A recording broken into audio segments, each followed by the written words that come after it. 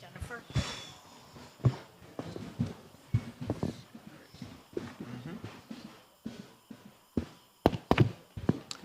Good evening, everyone, and welcome to this meeting of the Syracuse Planning Commission.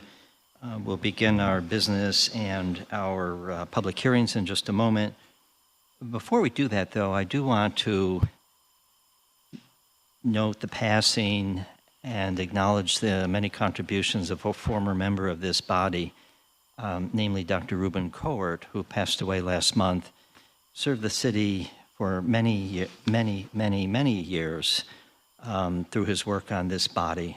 And I hope that his tireless work will serve as an inspiration to the rest of us, to look for and take part in meaningful opportunities to serve our community. So thank you for bearing with me as I note that.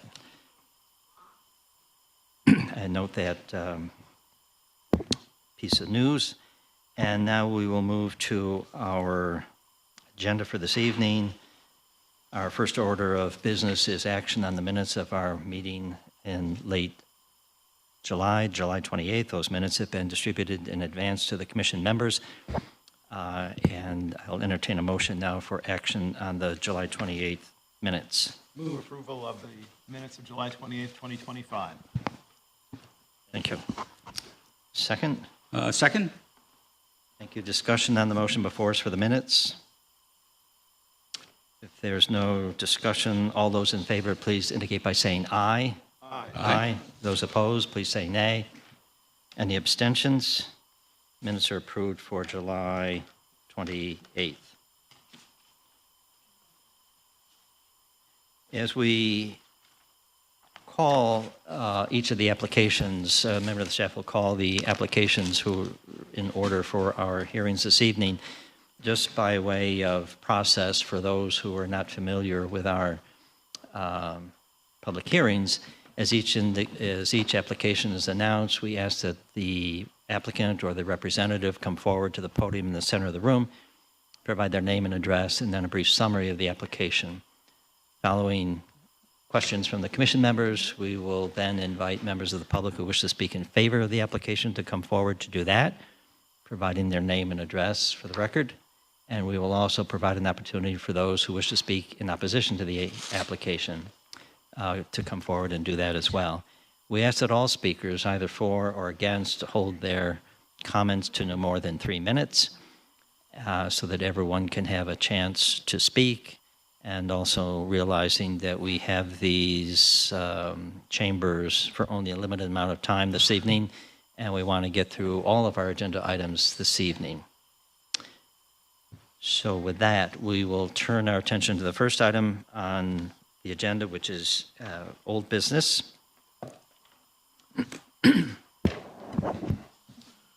First up is the text amendments to rezone the City of Syracuse zoning ordinance and official map, Z-2880.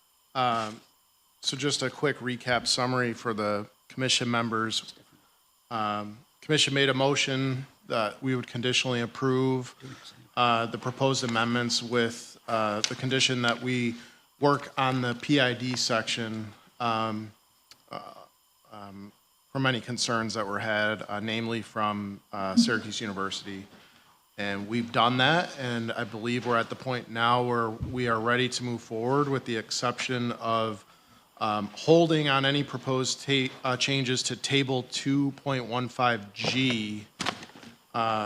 So it's Table 2.15 subsection G. We will hold on any proposed amendments for the time being on that. It'll remain the same as is today, but everything else is ready to move forward. Okay. Thank you for the update.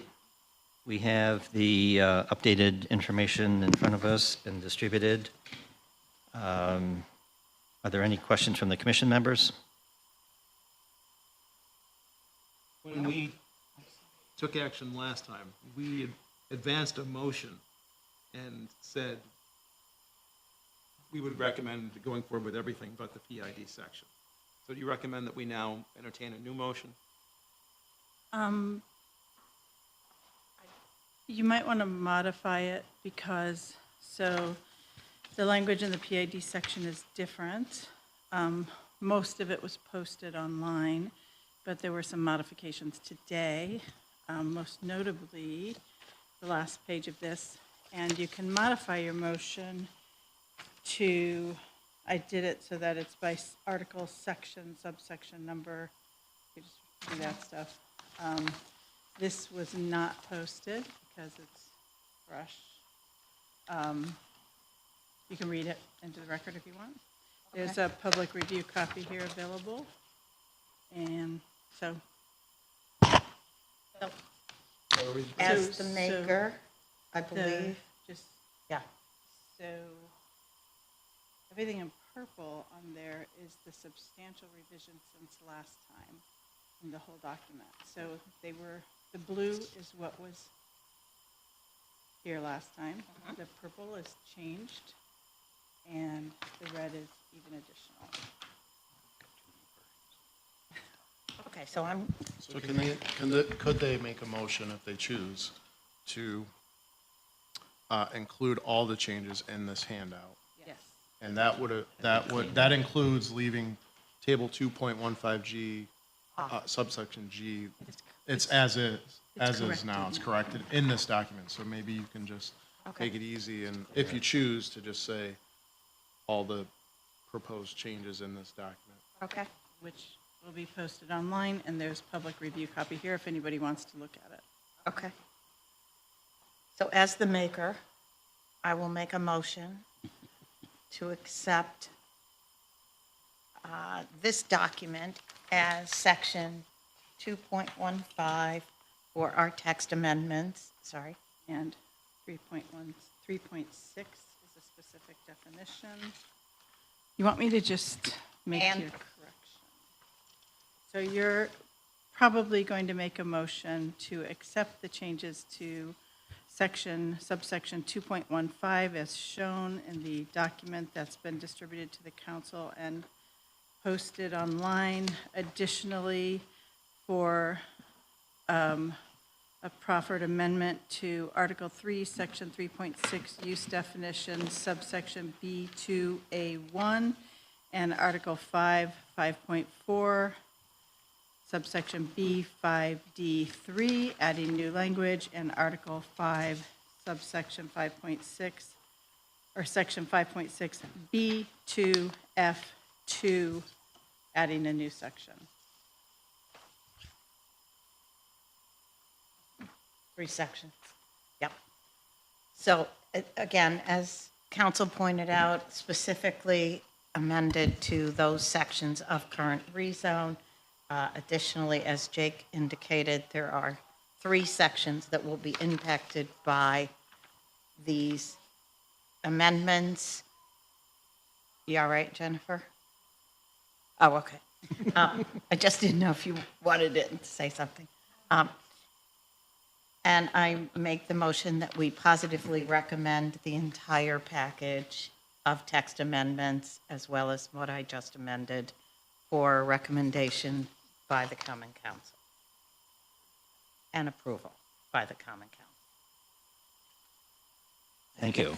Is there a second? Second. Thank you. Discussion on this new motion before us for the text amendments. If there's no discussion, all in favor, please indicate by saying aye. Aye. Those opposed, please say nay. Any abstentions?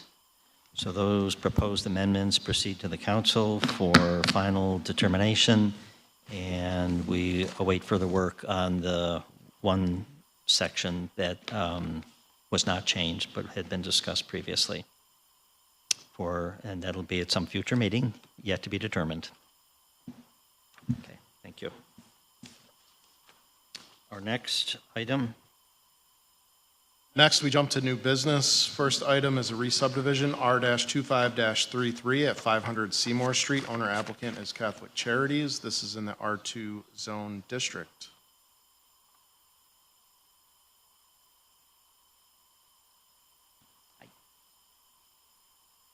Hi, Frederick Marty from Mackenzie Hughes Law Firm on behalf of the applicant, Catholic Charities. And Mark Smith, owner of Smith Housing, the applicant. We're under, Catholic Charities is under contract to sell the property to Mr. Smith's LLC. Okay, so just give us a little overview of what the application Sure. entails. So the property, and I think that the staff report, I read it in preparation, I think it's totally on point with what is happening. So the property consists of a large parcel on Seymour Street, approximately 253 feet of frontage on Seymour Street. There is a residential building on the western portion, which would be sold. That's the parcel that will be sold. And then on the eastern portion of the property, there's a concrete commercial building that would be retained by Catholic Charities, and they would continue to provide services to the community from that building. So what's proposed is two separate lots, one having approximately 80 feet in frontage on Seymour Street, and one having approximately 173 feet in frontage on Seymour Street. I don't know if there's any other details the board has questions on. We'll find out in just a moment. Are there questions from the commission members for this re-subdivision application? Yeah, I have one question, I think, at this point at least. The building that will become the residential building is described as a cement block building. Is that, in order to turn that into a residential facility, is that building sufficient to be remodeled, or will it have to be demolished? What's the plan for that? It doesn't have to be demolished. Very minimal remodeling, turning offices into bedrooms, basically. But other than that, nothing major. Okay, thank you. Further questions for the applicant? Okay. Thank you. Thank you very much. Are there individuals who would like to speak in favor of this application? If so, please come forward. Anyone wishing to speak in opposition to the application, please come to the podium. And we have no additional speak. Sir, yes.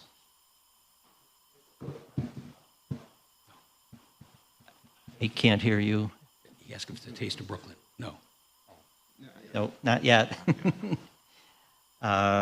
So we have no speakers on this application, it appears, so we will close public comment and turn our attention to our seeker review. Has everyone had a chance to review the EAF Part 1 contained in your packet and prepared by the applicant? Yes. And have you reviewed Part 2 of the EAF prepared by staff and contained in your packet? Yes. Does anyone believe there will be any moderate to large impacts under seeker as a result of the proposed action? No. Having determined there will be no moderate to large impacts, I recommend the commission make a negative declaration and prepare the EAF Part 3 accordingly. Thank you. Is there a motion to that effect? I move to issue a negative declaration, a negative seeker declaration. Thank you both. Discussion on the seeker motion before us. There's no discussion. All in favor, please indicate by saying aye. Aye. Those opposed, please say nay. Any abstentions? Seeker motion is approved, and we may now proceed to acting on the re-subdivision for R2533. Is there such a motion? I make a motion to approve R-25-33 as presented with one special condition, that being the applicant must successfully file the re-subdivision with the county clerk's office within 62 days. Thank you. Second. Thank you. Discussion on this motion for the re-subdivision? There's no discussion. All in favor of the motion, please indicate by saying aye. Aye. Those opposed, please say nay. Any abstentions? Re-subdivision for R2533 is approved. We move to our next application. Next up is a special use permit, SP-25-19. This is for 2000 South Ave in Glenwood in the MX3 Zone District. Good evening. My name is Eamon Abraham, Ockel and Associates, representative for the applicant. I will start off by saying this. The applicant has owned this business since 2019. He then purchased the building in 2023. And I believe the reason we're here, because I wasn't involved initially when he was requested to make this application, is the rezone Syracuse required him to apply for a special use permit in order to obtain the certificate of use. That's why he applied. During that process, there was an assessment done by the Syracuse police as to things that they recommended. One of them being clearing the windows, and another one was installing additional cameras. He only had 2 at the time. He cleared those windows. He installed 16 cameras total now that are working and recording, and everything that was requested of him, he has done. On top of that, I just want to point out that the building right across the street from him on Valley Drive that was closed down by OCM for cannabis sales, he purchased that building to avoid any additional tenants that he didn't feel worked for that neighborhood, worked for his store, because prior there was a illegal smoke shop selling untaxed tobacco products, selling tobacco products from the reservation. He contacted the landlord and said, hey, now that this guy's out, can I rent it? The guy said, what are you going to do here? He says, I don't know. I just know I don't want smoke shops here anymore. And he ended up buying the building. And that's been closed now for a year. So again, everything that he's been asked to do, he's done, and that's why we're here. Okay, thank you. Questions for the applicant?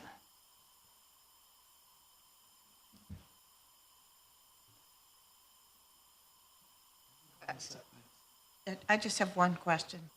I think there are 6 residential units proposed up above the store. Am I correct?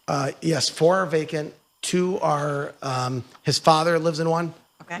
And a tenant lives in another, but the other 4 are vacant.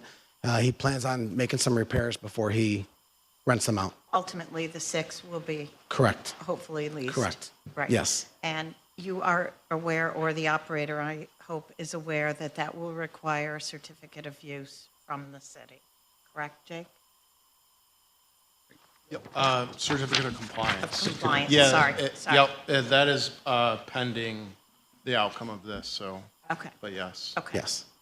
I mean, prior, when he bought it in 2023, because I represented him, there were a bunch of tenants, but the place was a mess. He got them all out, and he's slowly trying to get them back in, so. Okay. Thank you. Any other questions? Nope. Okay, thank you very much. All right. Are there individuals who would like to speak in favor of this application? If so, please come to the podium. Anyone wishing to speak in opposition to the application, please come forward. We have no further speakers on this special use permit application, so we will close public comment and turn our attention to our seeker review. Has everyone had an opportunity to review the EAF Part 1 contained in your packet? Yes. Yes. And has everyone had an opportunity to review the EAF Part 2 also contained in your packet? Yes. Does anyone believe there will be any moderate to large impacts under seeker as a result of the proposed action? No. Having determined there will be no moderate to large impacts, I recommend the commission make a negative declaration and prepare the EAF Part 3 accordingly. Thank you. Is there a motion to that effect? Make a motion to issue a negative seeker declaration? Second. Thank you. Discussion on the seeker motion before us. There's no discussion. All in favor of that motion, please indicate by saying aye. Aye. Those opposed, please say nay. Any abstentions? The seeker motion is approved, and we turn our attention to SP 2519, the special use permit per se. Is there a motion for action on this application? Make a motion to approve SP-25-19 as presented with a recommendation of the Common Council for affirmative action and 5 special conditions beyond the general conditions. The first special condition, the applicant shall always possess a valid certificate of use. The second is that the applicant shall abide by the hours of operation as determined by the Common Council.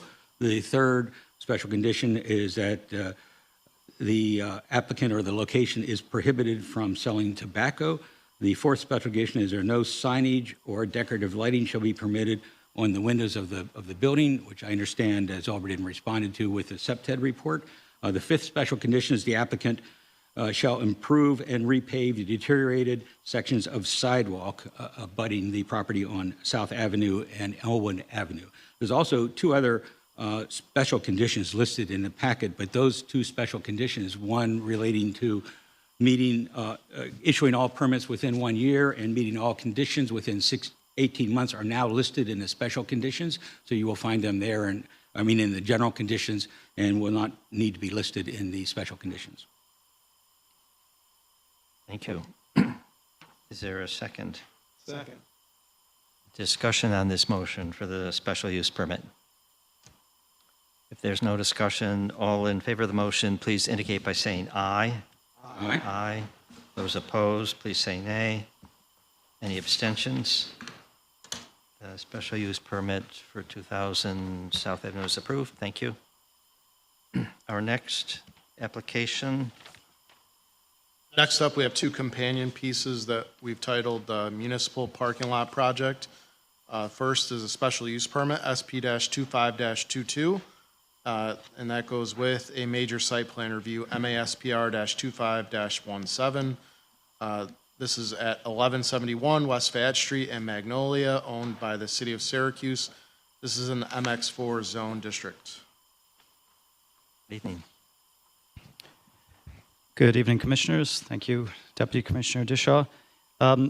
This project is, we're seeking a special use permit and major site plan review for what would like to be a parking lot, which will be a municipal parking lot serving both the public and the public safety departments of police and fire, who next year will be occupying the building just to the east at 1153 West Fayette. It has its own parking lot to its east, which will not provide adequate parking for all the police and fire vehicles and personal vehicles to and from the new headquarters.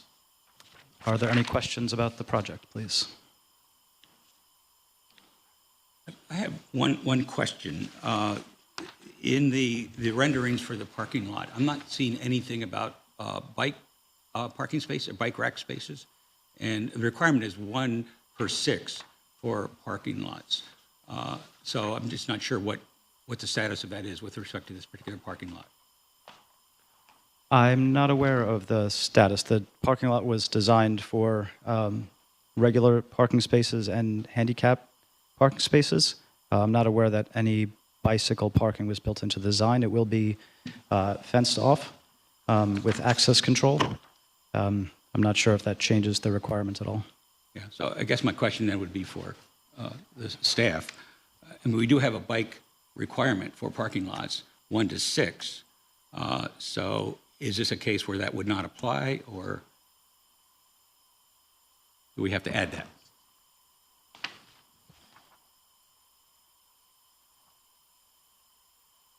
have a quick question, Mike, while they're Yes. reviewing. Who's going to operate the parking lot? Operate the parking? So is it a paid parking lot, or is it just going to be for private? So it will just be for municipal use. Paying is contemplated. So if I work for the municipality, I would secure a parking spot potentially. I don't believe parking spots will be assigned to anyone. Okay. Paid parking could be something in the future. It has been contemplated, but is not part of the initial planning. Okay. And so the municipality will operate the parking lot? Yes. And maintain it? Yes. Okay. Thank you. Thank you. And one other quick one. All entry and exit to the lot is via Magnolia Street, correct? All vehicle access, yes. There is access at its northeast corner for pedestrians, which will support mobility chairs if necessary. Thank you. Did we reach a conclusion on bikes? Yeah, I think the determination was that the ratio of 1 to 6 does apply in this particular case, so we would add that as a special condition. So there'd be 1 bike rack for every 6 parking spaces. I understand. Thank you. Yep. And the capacity again was what, 100-ish? Tentatively, it's 100, yes. 100, okay. Further questions? Okay, thank you. Thanks very much. Are there individuals who would like to speak in favor of this application? If so, please come forward, provide your name, address, and comments. Anyone wishing to speak in opposition to the application, please come forward. We have no additional speakers. We'll close public comment and turn our attention to our seeker review.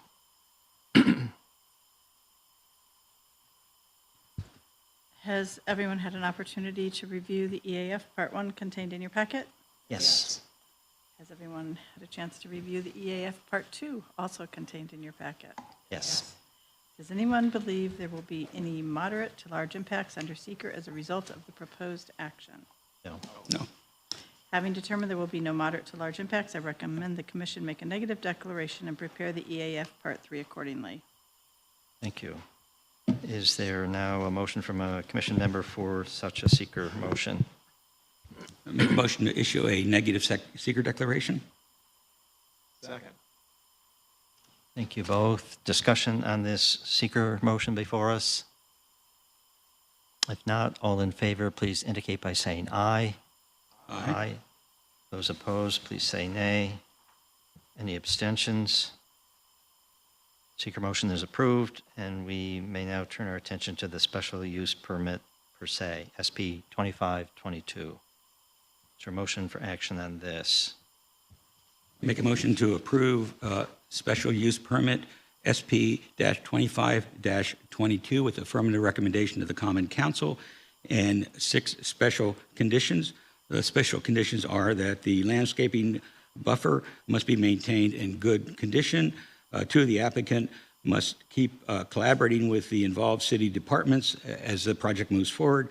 3 is the applicant shall coordinate with Onondaga County Department of Water and Environmental Protection for flood control issues. And 4 and 5 are also related to collaborating with the Onondaga County Department of Water and Environmental Protection with respect to water flow issues. And the 6th condition is related to the requirement for 1 bicycle rack for every 6 cars.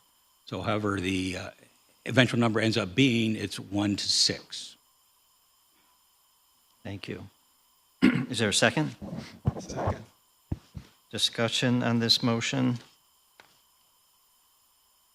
If not, all in favor, please indicate by saying aye. Aye. Aye. Those opposed, please say nay. Any abstentions? Special use permit SP 2522 is approved. Is there a motion now for action on the major site plan review? Make a motion to approve major site plan review MASPR-25-17 as presented with the same 6 special conditions beyond general conditions as applied to the special use permit. Thank you. Second. Thank you. Discussion on the motion for the major site plan review. If not, all in favor of the motion, please indicate by saying aye. Aye. Those opposed, please say nay. Any abstentions? Major site plan review for MASPR 2517 is approved. We move on to our next application.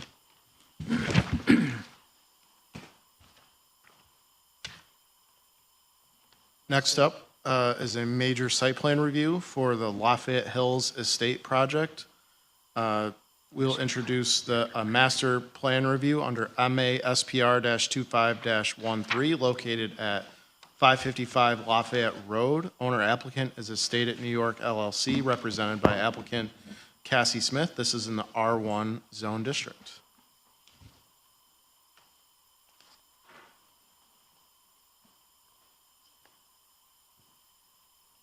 Good evening. Thank you. I'm Cassie Smith. I'm representing the applicant, Estates at New York, LLC, and this is... Scott Freeman, project landscape architect, assisting Cassie on the project.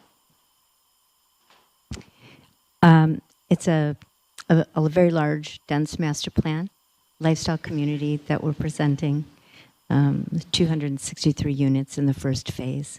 So we are appreciative for you looking at this project for approvals to move forward with our first phase. Is there any questions that I could answer for you? We'll find out in just a Okay. moment. Yeah. Are there questions for the applicant about this project? Are we doing just seeker tonight, Jake? So this is for the master plan layout. So we'll do seeker and approval of this, and then we'll follow that like similar large projects, similar to SDC, where we have possibly subsequent major site plan reviews for phases, but this is to cover the overall master site plan layout. So Scott and Cassie, maybe you can just give a brief overview of sort of the master plan. Yeah, sure, absolutely. Well, this is, we've been working on this for some time. This was the old Lafayette Golf Course, of course. So it is a repurpose, and it is a lifestyle master plan. So we have a combination of mixed units. We have fourplexes and single-family home units. And the community will also have amenities. So as you see on the site plan, on B, there is a wet pond that would be used as in the first phase over a little bit to the, thank you, right there, that will be used as one of our amenities. It's an amenity pond, which will have picnic and biking, walking paths, clubhouse in front of it, which would be for the residences. You'll see up and down that those fourplexes are the attached units. So in the first phase, we will have 90 of those and 110 of the single family at the top. Our second phase would continue on to the left, which we'd have more of the same attached fourplexes, and then the remainder would be single family on 8,000 and 10,000 square foot lots.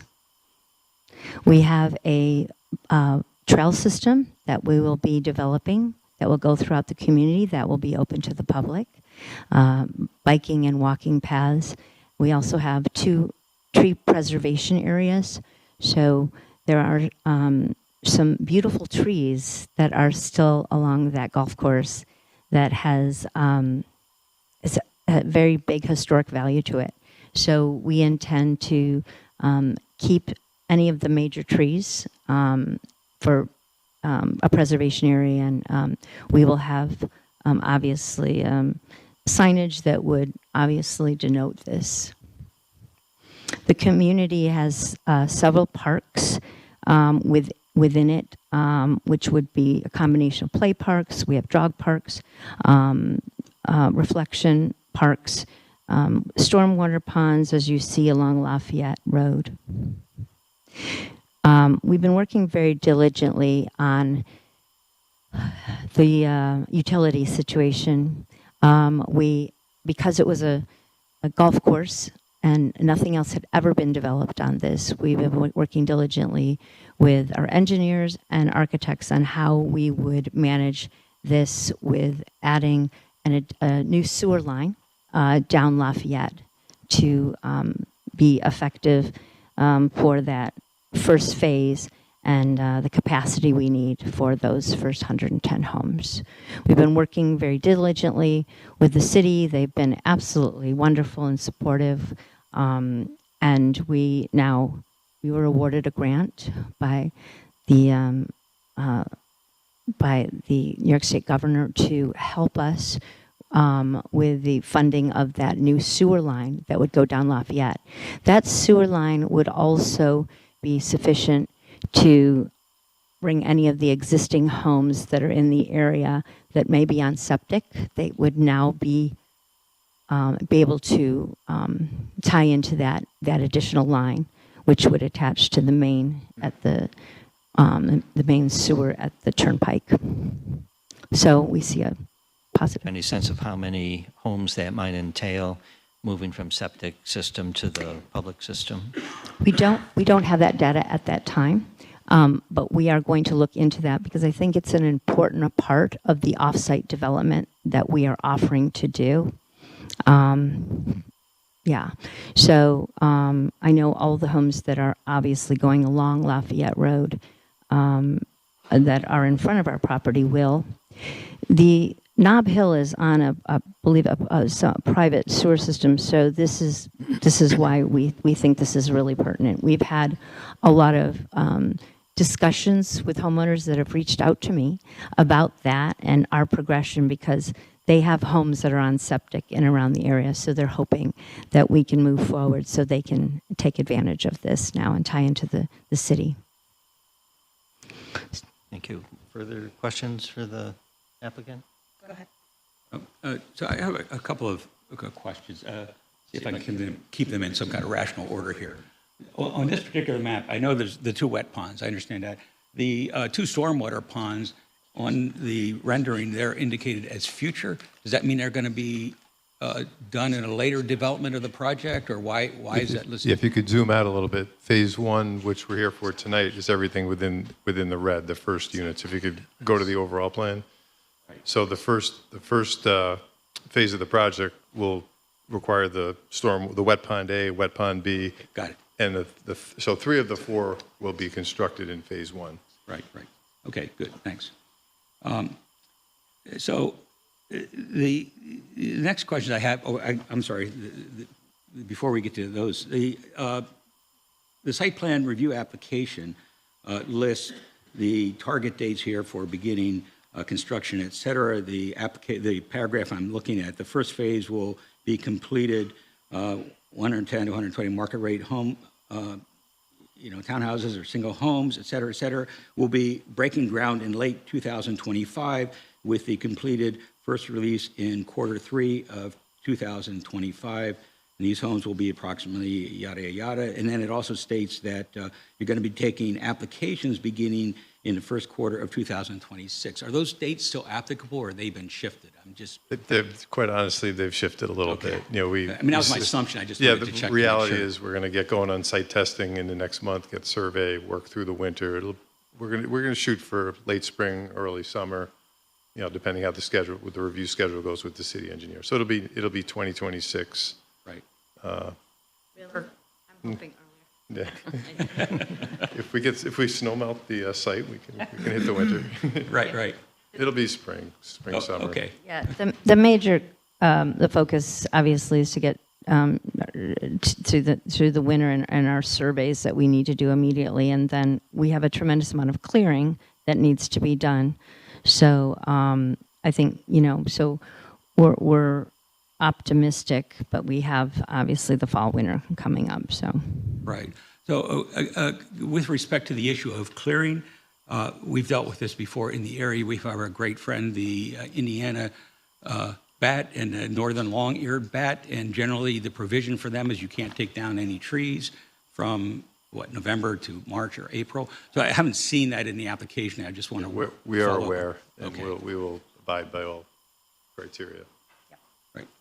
And then the final question, which is, again, somewhat of a seeker-related question, but in that area, I think you're well aware, there's a lot of issue about the intersection at Seneca Turnpike, Lafayette Road, et cetera.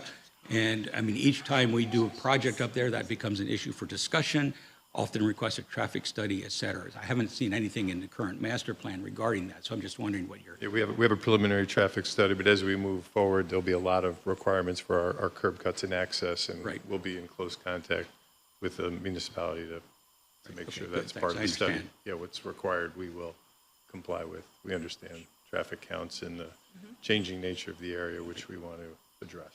Okay, I anticipate we'll get some testimony about that tonight. Okay. I just want to make sure I clearly understand the site plan, which is everything to the right of the red line is Phase 1, everything to the left of the red line is Phase 2, right? Correct. The Okay. 103 in Phase 1 and the remaining 160 That's is my other Phase 2. question. 103, Phase 1, Yes. I said 110, but it is it's okay. Yeah. 160, Yep. Phase 2? Yeah, right on the plan. Yep. Right, 160. And all of the amenities will be under Phase 1, is that correct? Yes. Okay. Not so-called third phase, which I understand is now on Speculative. on hold. Well, it's not on hold, it's speculative is a Okay. good word for it. Okay, so, Materialized, yeah. so the third phase is just going to remain as it is for now, the ground itself. I hate to say on hold because it's 160 acres and the original master plan was all inclusive. However, obviously, because we're two municipalities, the city has been extremely supportive and wonderful, and we're trying to get the town to cooperate and answer our calls. So we will get rolling when, but we have some, as Scott and we have some major environmental issues over there, elevations, bedrock. So, but what we'd like to do is start to plan for that 9-hole golf course. You know, that was one of the things, just on a personal note, when I, was working, first came here with Estates at New York, we found that golf course had a lot of heart and still fondness to the community. Everybody had a wonderful story. So I felt it was important because I knew we were having some environmental issues, that why leave it green space? Why just leave parks, or let's put a golf course at some level back and play. And that will be a public. It'll have a beautiful clubhouse. Our plan is for a beautiful clubhouse, and extend the walking and biking paths and the trail system over there, and have larger acre estate lots. Right now, we are working. We will have to work for a sewer plan over there as well. But that is the master plan. So hopefully, because it all is inclusive to a beautiful community, so hopefully. Yep, great. Thank you. Further questions?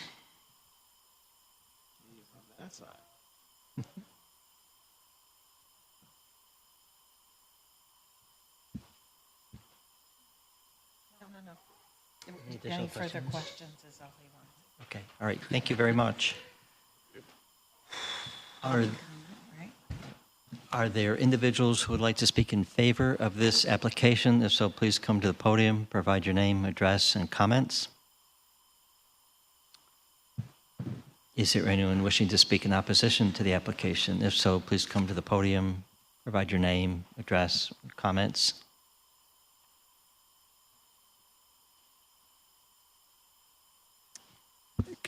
Kathleen Stribley. I can never talk when I'm here. 316 Monticello Drive North, Syracuse Valley. I also am a member of our TNT and our TNT Planning Committee. It's a very nice project. We have a lot of issues up in this area, as you know, and you mentioned. And I understand this is part of a larger submission, and as always, I object to segmentation of projects because We have done that before up here, and we don't know what's going to happen. I want to talk about the wet ponds. The site is underlain by fractured bedrock, and the depth is only 3 feet. And any retention flows right through to the valley. And if you ever look at Nob Hill, where they have detention areas, or you look at the Kinney drugstore where they tried to put a detention area in, the water doesn't stay there, it just goes down through the bedrock. So if you're going to put in wet ponds all over the place and lakes, you've got to thoroughly line everything. This came up on other projects. It's not a new issue. So I just want to bring that up, that anyone who's working on this site should look around. I think they said the water table is within 3 feet, but I don't think that's plausible given the geology, and I don't know how the ponds will be filled or refilled during a drought condition, and they would end up just being swampy areas. I'm concerned about the internal slopes and the grading as is the city engineer. There are very steep slopes around the ponds, the housing, and the roads. Obviously, it's a winter problem, but also an issue for pedestrians and children. Best way to address this is to reduce the density of the neighborhood so you don't have to have all these steep slopes within the project.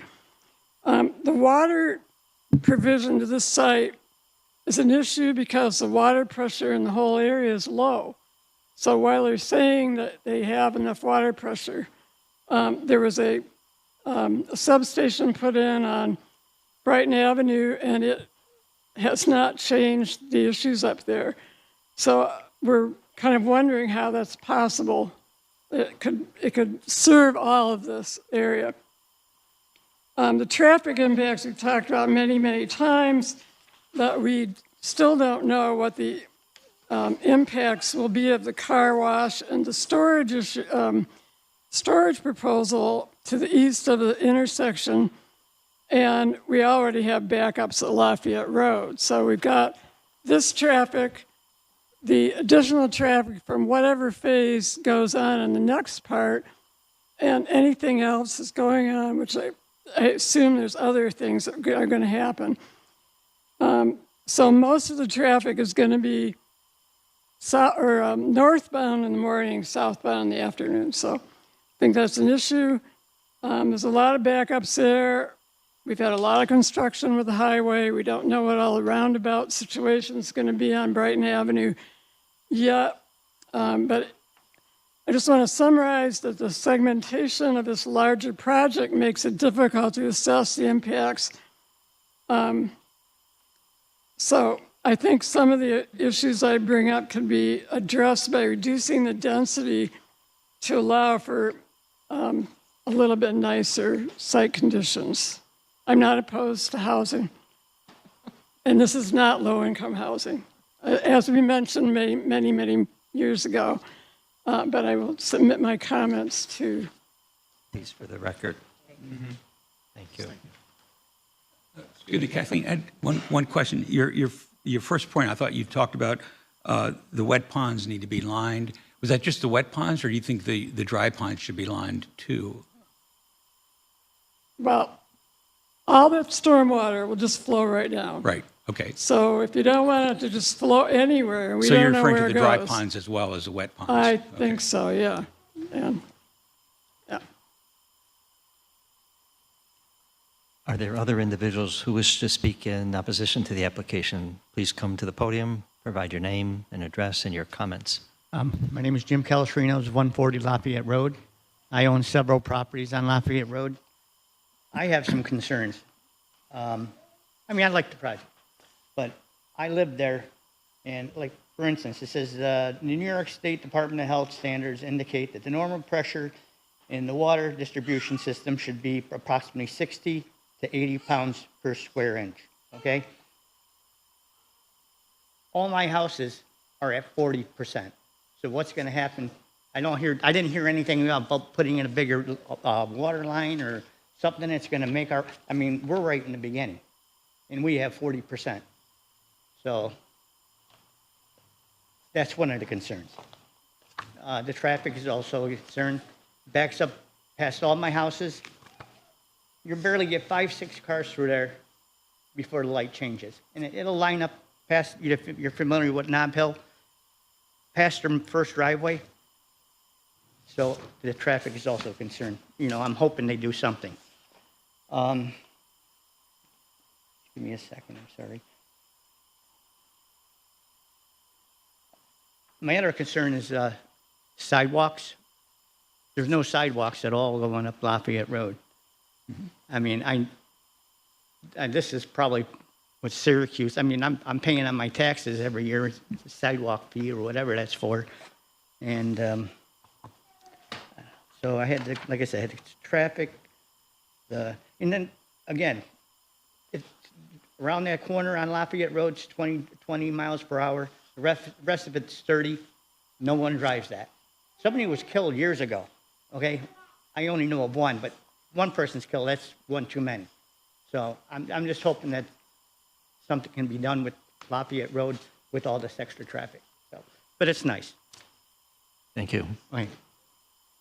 Are there other individuals who wish to speak in opposition to the application? If so, please come forward, provide your name and address for the record, and your comments.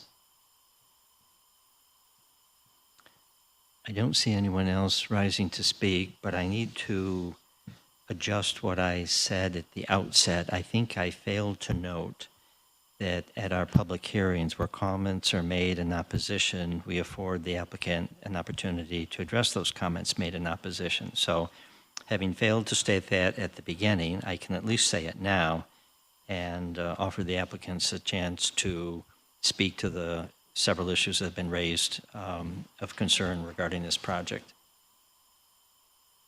Thank you. I do my best to remember all that. Number one, the stormwater ponds, we are aware of the rock and the nature of the soil draining, and it was the client's intent to have those wet ponds lined. The other thing I'd like to point out is the city engineer, as with any other state project within the state, will require compliance with the New York State DEC stormwater regulations, which we are held to on every project. So this project's not being reviewed and given any other, given any special treatment. We will have to address the stormwater for all storm events. So we are aware of that. And the lining we've discussed, that's an amenity that that Cassie thinks it's important to the project. What's the next item? Just so I can, traffic, I guess I will. Traffic's a big one, and I get it. Throughout the community, I live up near East Syracuse, near Cicero. It's a complete nightmare. We got to get through the dark times here when all these roads are improved and people are used to going through a traffic circle, finding the new exit. The new exit numbers are mind-boggling. I don't know why, but for whatever reason, people will get used to that. The traffic will get better.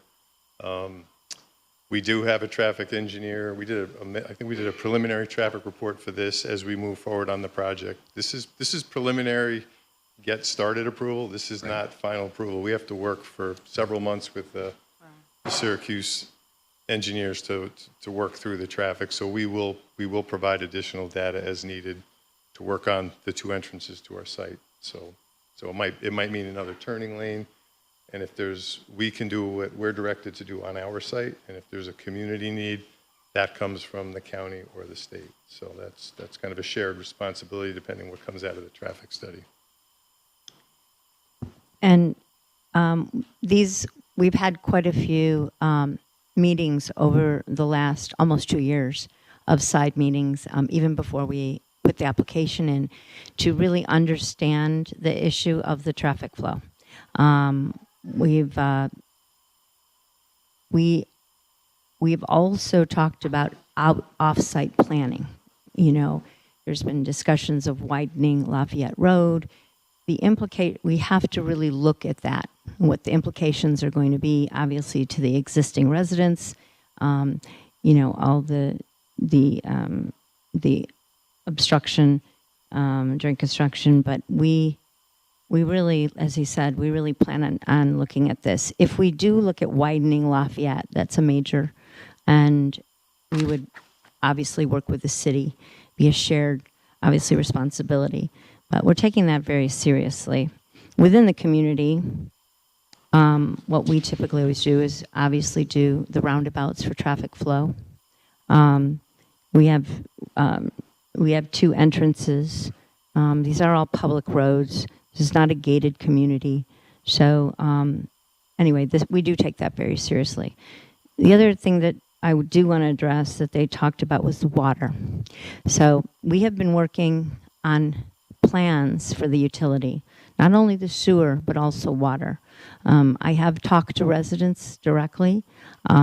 We are aware of what some of the existing conditions that are for other surrounding homes, lack of flow, water pressure. So we actually have 3 different options that we're looking at to mitigate that. There's some new options. So they're new to the city. So we're having a lot of discussions. They're innovative, but we're hoping that they will not only help our community with that situation, but also surrounding. So, we've got 3 options that we're looking at. And so that is actually one of our first orders of events after we leave this meeting, is to talk about that tomorrow, the utility situation, because we certainly don't want to, affect all the surrounding residences who have been there for years. I think the big point is this is preliminary permissions. This is not final approval. So we are engaged in working with the water department, the sanitary, and stormwater. Those 3 things we're working on. We're aware. We have initial indicators for sanitary and water that there are options and we could make it work. We're in the business of providing solid homes for people. It's not our wish that people turn on the faucet and not have there be water, or have the community not have water at their faucets, because if we do that, we're not going to have a phase 2. And in our phase 1, to sell these houses, we got to do it right. And that's what Cassie's here to do. The other, they talked about the density. There's terracing, obviously, and we have already done a preliminary geotech, and we're looking at the topo, the water tables, obviously the bedrock, which we know is very prevalent. So again, our first order is to do a full a geotech to understand exactly and surveys. So, but there's going to be terracing, which also will affect, it'll help with the traffic flow and the right of way on this. So, and we're just I think to move forward with, the first phase and the major site plan to be able to take the next steps. I'd like to just add one thing. Someone mentioned lowering the density. When Cassie came to me, we originally looked at this topography.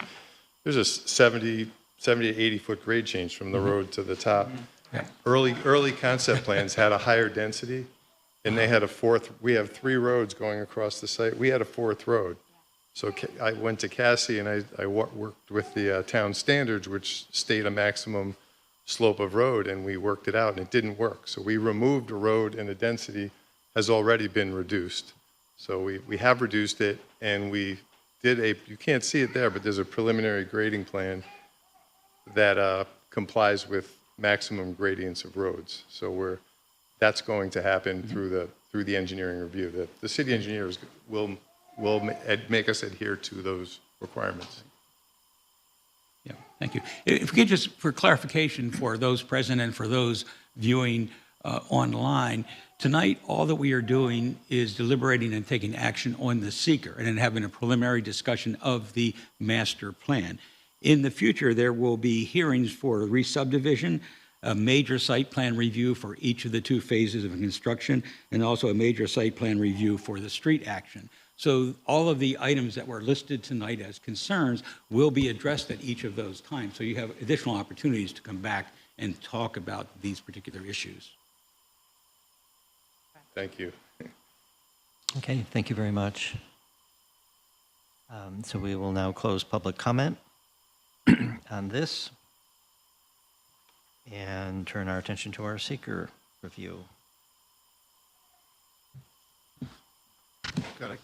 guest speaker for this one. I'm going to step aside for a moment.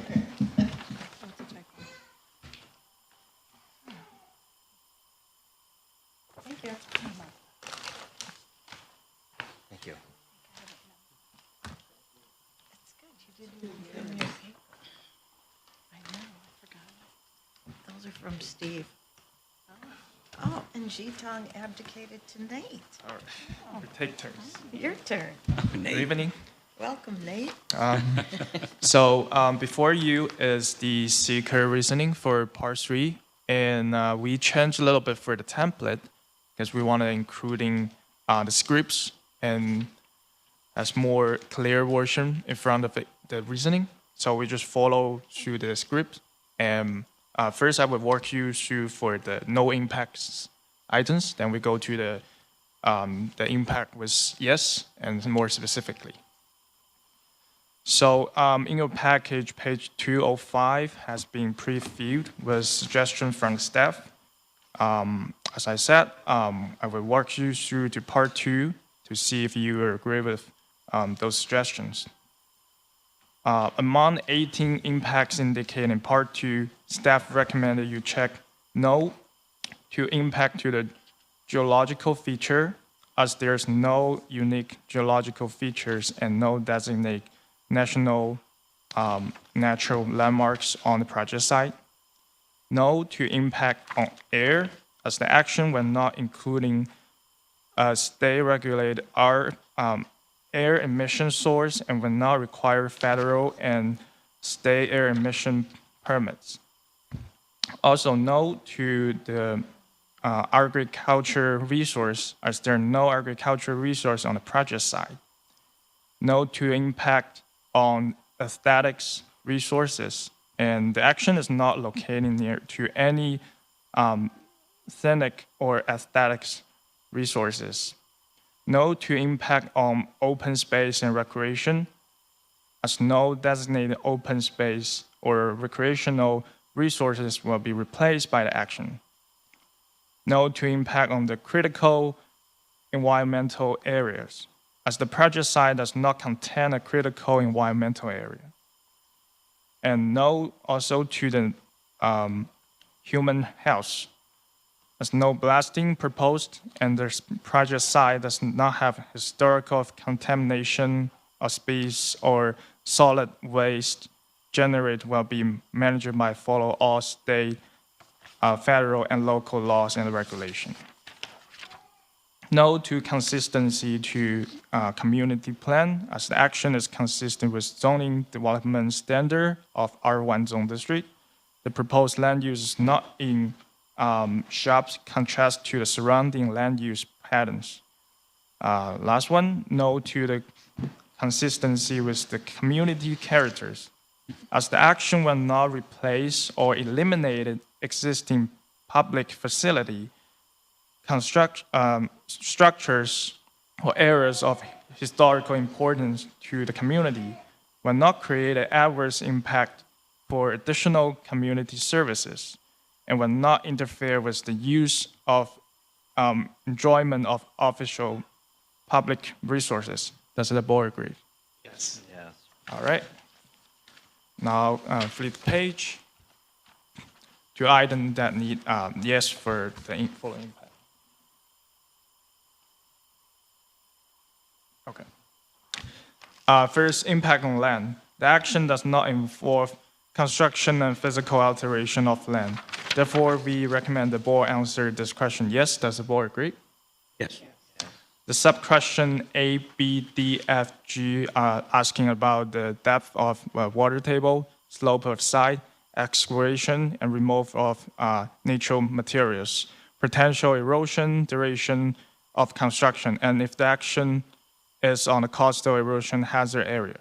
So per part 1 of the FEAF, the response letter, supplementary materials, the action will not involve construction on land with shallow water table, steep slopes within the coastal erosion hazard area. No excavation, mining, dredging, blasting is proposed in this action. A full stormwater pollution prevention plan, SWEEP, will be implemented per the New York State DEC guideline to protect nearby properties and waterways. Also, the temporary erosion and sediment control measure will be installed prior to the land disturbance and maintained throughout construction to protect adjacent properties and waterway. So therefore, I recommend you check no or small impact for subquestion A, B, D, F, and G. Does the board agree? Yes. Awesome.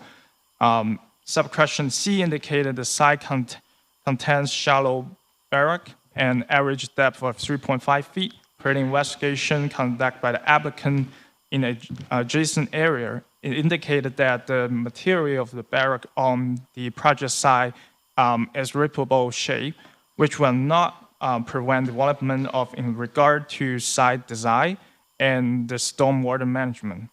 Geotechnical testing is underway, and based on existing information, no significant impacts to the topography, shape, standability, soil conditions, and site feasibility are anticipated. So therefore, I recommend you check no or small impact for the subquestion C. Does the board agree? Yes. Awesome. Last one. E indicated the project is expected for multiple phases. The long-term construction triggers concern on noise impact and nearby properties. Per the response, the action will comply with City of Syracuse North Ordinance and to mitigate the noise impact, and thus the traffic impact will be minimized through equipment maintenance, dust control, and traffic management. Measures as temporary signage, flaggers, and lane closure can be used to minimize traffic impact. Therefore, I recommend you check no or small impact to subquestion E. Does the board agree? Yes. Okay, next one, for the impact for surface water. The action may impact water body through the construction of the new stormwater facility. Therefore, I recommend the board check yes. Does the board agree? Yes. The subquestion A through K are asking if creating a new water body, the impact on existing surface area of any water body of water. The action will not cause or result in alteration or increase or decrease in size or encroachment to any existing wetland water body, while action result in impoundment of leakage for the purpose of stormwater management. Stormwater detention ponds will be created with an implication of storm-based management practice. Per the confirmation from the New York State DEC, there are no DEC-regulated freshland identified on the parcel or adjacent area. The action will require new demand for water from existing public water supply Lafayette Road Water District, and no new water supply district or service area is needed to serve the project site. Or newly generated sanitary wastewater will be processed by the existing Metropolitan Syracuse wastewater treatment plant. Therefore, I recommend you check no or small impact for the subquestion A through K. Does the board agree? Yes. Okay. Next one, impact on groundwater. The action involves additional demand on water supplies. Therefore, I recommend that the board answer yes. Does the board agree? Yes.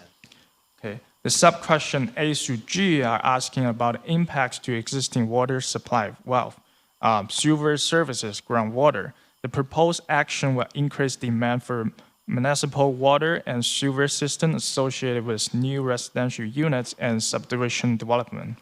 Water will be provided through the City of Syracuse Water District, Lafayette Road System, which has enough capacity to serve the project. No groundwater valve will be used. Sewer services will be accommodated through existing infrastructure and treated at the Syracuse Metropolitan Wastewater Treatment Plant. The project does not overlay or next to source aquifer and the conditions. The action is not anticipated to result in significant adverse impacts to groundwater resources, nor is expected to create moderate to large impacts on water supply or wastewater capacity. Therefore, I recommend you check no or small impact for the subquestion A through G. Does the board agree? Yes. Okay. Next one, impact of flooding. The action changed existing drainage pattern, therefore we recommend the board to check yes. Does the board agree? Yes. The subquestion A through F are asking about the impacts to the floodway and floodplain existing dam. The property is not located in a designated floodway of 100 years or 500 years floodplain. The action will distribute more than 1 acre stormwater runoff from new point source. According to the SWIP, the action will add on-site underground stormwater detention system while being installed under the site east area to collect increased surface runoff and slowly release stormwater to the combined sewer and prevent any runoff flow to the adjacent properties. There's no existing dam on the project site. Therefore, I recommend you check no or small impacts for the subquestion A to F. Does the board agree? Yes. Okay.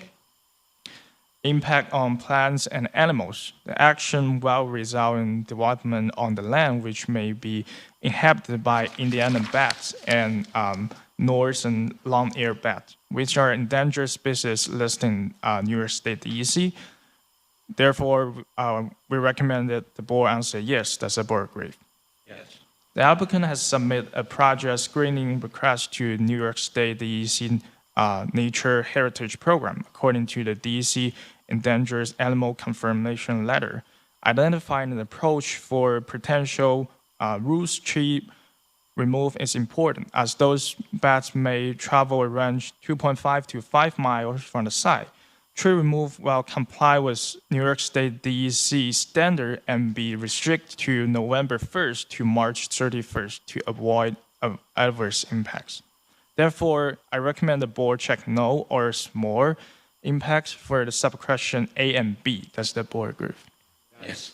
Okay. The project site does not have any species or plant or animal that's listed by New York State as rare or species of special concern. Does not have national nature landmark, while require conversion of more than 10 acres forest, grassland, or any other regional or locally important habitat, and will not use the any pesticides or any chemical products. Therefore, I recommend you check no or small impact for substance question C, D, E, F, G, H, and I. Does the board agree? Yes. Okay. Impact on historical and archaeological resources. The action may have an impact on the land that is eligible for national or state registry of historical place and archaeological resources. Therefore, we submit that the board answer yes. Does the board agree? Yes. Regarding to subquestion A, the action is substantially contiguous to national eligible property to be known as SUNY ESF Lafayette Road Experiment Station. The property is across Lafayette Road from the project site. The action will be entirely conducted within the project site boundary. No physical alteration will occur to existing SUNY ESF property across the road. Therefore, I recommend the board check no or small impact for the subquestion A. Does the board agree? Yes. Thank you. Subquestion B and C is asking the impact to archaeological resource. A portion of the project site lay within the sensitive archaeological area. In response to SHPO's request, the applicant submit a phase 1A archaeological impact assessment by certified professionals. The report does not identify any no archaeological site within or adjacent to the site with low potential for pre-contact or historical resource due to its distance from water source. Overall, the likelihood of encountering significant archaeological resource is considered low. The action is not located on near any archaeological site that is not included on the SHPO inventory. Therefore, I recommend you check no or small impact for the subquestion B and C. Does the board agree? Yes. Thank you. Next one is impact on transportation. The action will result in a change to existing transportation system as the existing vacant property will be reconstructed for the new residential use.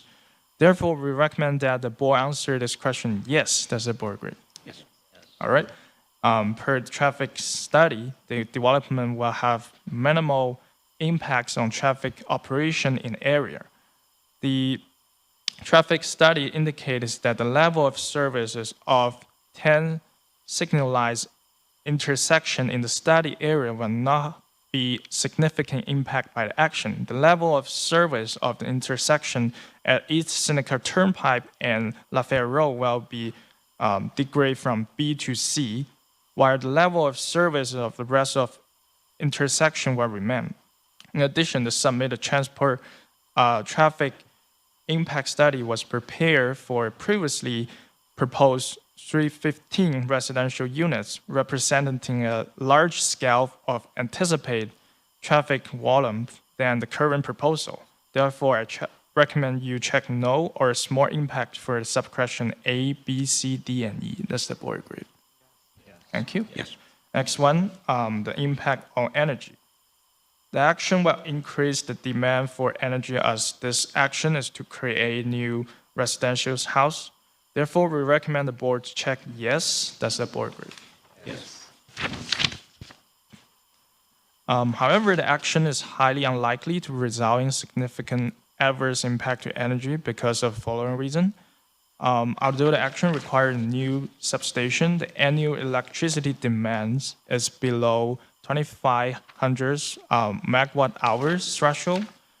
And the second is the action will not involve heating or cooling more than 100,000 square feet of building area for new non-residential construction. The third reason is that the applicant has been coordinated with National Grid for energy deployment. Well-served letter is expected to be released to confirm that full capacity electrical services will be provided for the proposed action. Therefore, I recommend you check no or small impact for the subquestion A, B, C, and D. Does the board agree? Yes. Okay, last one, impact on noise, odor, and light. The action will result in an increase in noise and outdoor lighting as this is a project to reconstruct the site for buildings. Therefore, we recommend that the board answer yes. Does the board agree? Yes. The action is unlikely to result any potentially significant adverse impact to noise, odor, and light because the action will comply with the City of Syracuse noise ordinance to mitigate noise impact, and all contractors will be required to implement the best management practice to minimize the noise impact, including the adherence to a laudable work hour and the use of a properly maintained equipment. The project site is substantially enclosed by dense forest and vegetative cover, which will provide the natural noise tension during construction. And the action will not have any blasting work, will not result in routine orders for more than 1 hour per day, and will add new outdoor lighting, but also will comply with Syracuse zoning ordinance, which prohibited the light shining onto adjacent properties and will not result having lighting create sky grow brighter than existing area conditions. Therefore, I recommend you check no or small impact for subquestion A, B, C, D, and E. Does the board agree? Yes. So in conclusion, the commission as the lead agency in this coordinating review under the State Environmental Quality Review Act has thoroughly reviewed all relevant materials, has taken a hard look and analyzed all aspects of the action.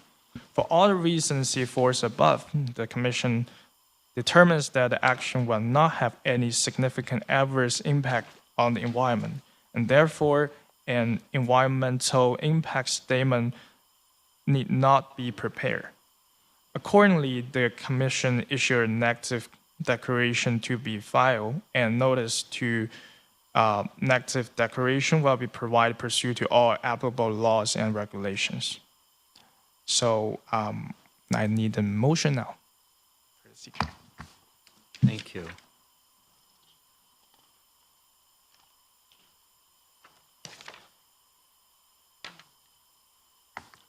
Thanks, Nate. Well done. Very well done. So that completes the seeker step for this master plan review. And then I think our next step is a formal action in terms of approval, if that's where the board is going with this, correct? Yep. Okay.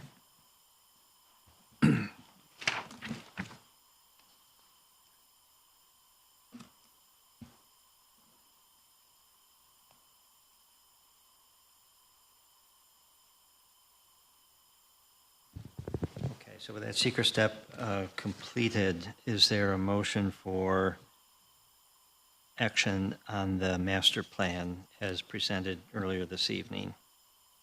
I make a motion to approve Master Plan MASPR-25-13 as presented. Thank you, thank you. Discussion on that motion. If there's no discussion, excuse me, all in favor, please indicate by saying aye. Hold on 1 second, right? Are we holding? Oh.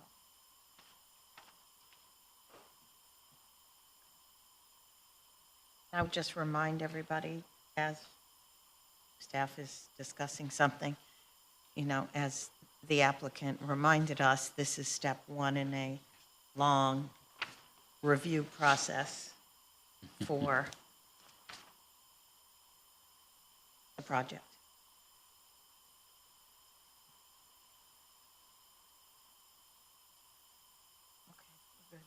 And staff did ask us to make the motion, so that's Yeah. where we are. Yep. We just did. Multiple steps, as you indicated, yeah. As we're applying all the rules, yes. This is the beginning, we made the motion on this beginning. The master plan. Right. Right. Further discussion on this motion? We had a second. We had a second. Okay, then, Second. thank you. All in favor of the motion before us, please indicate by saying aye. Aye. Aye. Those opposed, please say nay. Any abstentions? Motion carries. We move to our next application, please. Next up is another project that has two companion pieces. This is for the South Ave Apartments project. It includes a major site plan review, MASPR-15-16, and a re-subdivision R-25-40. This is at 680 South Ave. Owner and applicant is the Syracuse Land Bank. Future owner and applicant is BLD Properties and represented by Keplinger Freeman Associates. This is in the MX2 zone district. Hi, Christian from Keplinger Freeman Associates, representing BLD, as you said. Let the team introduce themselves here. Good evening, Kenan Bigby, Build Properties. Jeff Taw, Holmes King Calcoast Architects. All right, so as you said, the 680 South Ave project is in an MX2 district. It's an 8-unit lot combination. The lots are all vacant, so we are seeking the lot combination there. The lots would be, when they're combined, would total 1 acre, and the proposed projects includes 51 units of mixed income, which is going to affect the site in the layout of a large building with a U-shaped drive around it. It's going to have 46 parking spaces associated with it, and due to the length of the building, we know that we have to appear before BZA. So if there's an official referral process, we're looking for that as well today. Any questions? We're here. So the variance, as I understand it, is the Correct. length of the project, which exceeds our standard length. Yes. In rezone, right? Okay. 51 or 61 units? Yeah. 51, okay. Thank you. Questions for the applicant? Good. Good. Okay, thank you. Thanks. Are there individuals who wish to speak in favor of this application? Please come forward, provide your name, address, comments.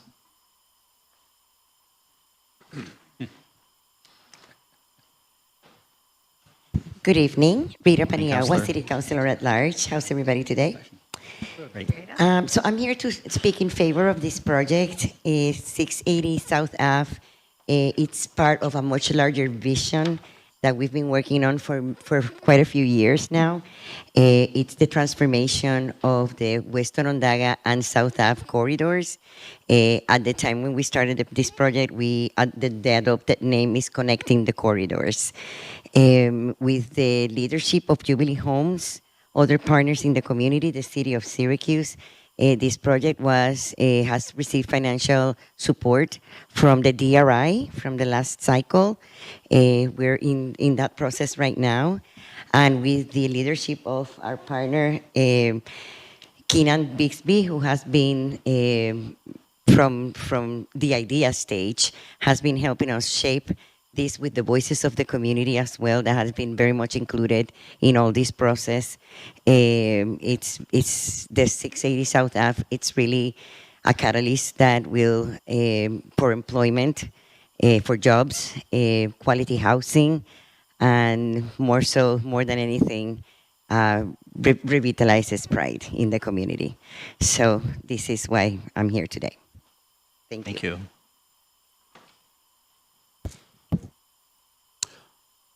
Good evening. My name is Bernard Alex. I am the president of the Syracuse chapter of the National Action Network. I'm here to speak in support of this project. Improved housing and the amenities that will come along with that, the ground enhancements, and all that it will do to enhance the community have been proven to show an overall improvement in the quality of health, the mental health particularly, and community health. It causes it to rise. Many of the social determinants of health that presently impact said community can be addressed by the intentional, and will be addressed, by the intentional infusion of supports that will come with and from Jubilee Homes. I wrap all of this up by saying, again, because you're talking in some instances of subsidizing the homes and the housing that will be there. And I say this often, that subsidized housing does not mean subpar housing. And that it is an improvement, an enhancement, and will raise, again, the quality of life for so many people, business opportunities, growth, job, and the long-term effects that will be eradicated by this intentional effort. Thank you. Thank you. Other individuals wishing to speak in favor of this application, please come forward, provide your name, address, and comments. Anyone wishing to speak in opposition to the application, please come forward. Provide your name and address and comments. I don't see anyone else rising to speak. We will close public comment on this application and proceed to our seeker review. So can I make a recommendation that maybe you keep that open? I'll tee up for success this time on this one. We're only going to do seeker tonight. Thank you. We will, following seeker, the project will then go before the BZA to have that area variance heard and a decision on that, and then come back before this this governing body for the site plan and re-subdivision, which also may have some additional comments from city department reviews. So Good point. maybe keep We'll that open. maintain public comment open. I should have mentioned that when I introduced it. That's on me. No worries. So public comment is open. So, Public yes, comment is open. absolutely. But we will nonetheless now proceed to our seeker review. Who is? I'm inviting all guest speakers tonight for type 1 actions. Who gets rewarded now? Jay, stepping right out. Turn the wheel. All right, thank you. My name is Zitong. I'm the Director of Zoning. My address is 300 South State Street. I'm going to go through the seeker reasoning part with you. The full environmental assessment from Part 2 on page 286 has been pre-filled with a suggestion from us, the zoning staff. I'm going to go through the Part 2 to see if commissioners agree with those suggestions.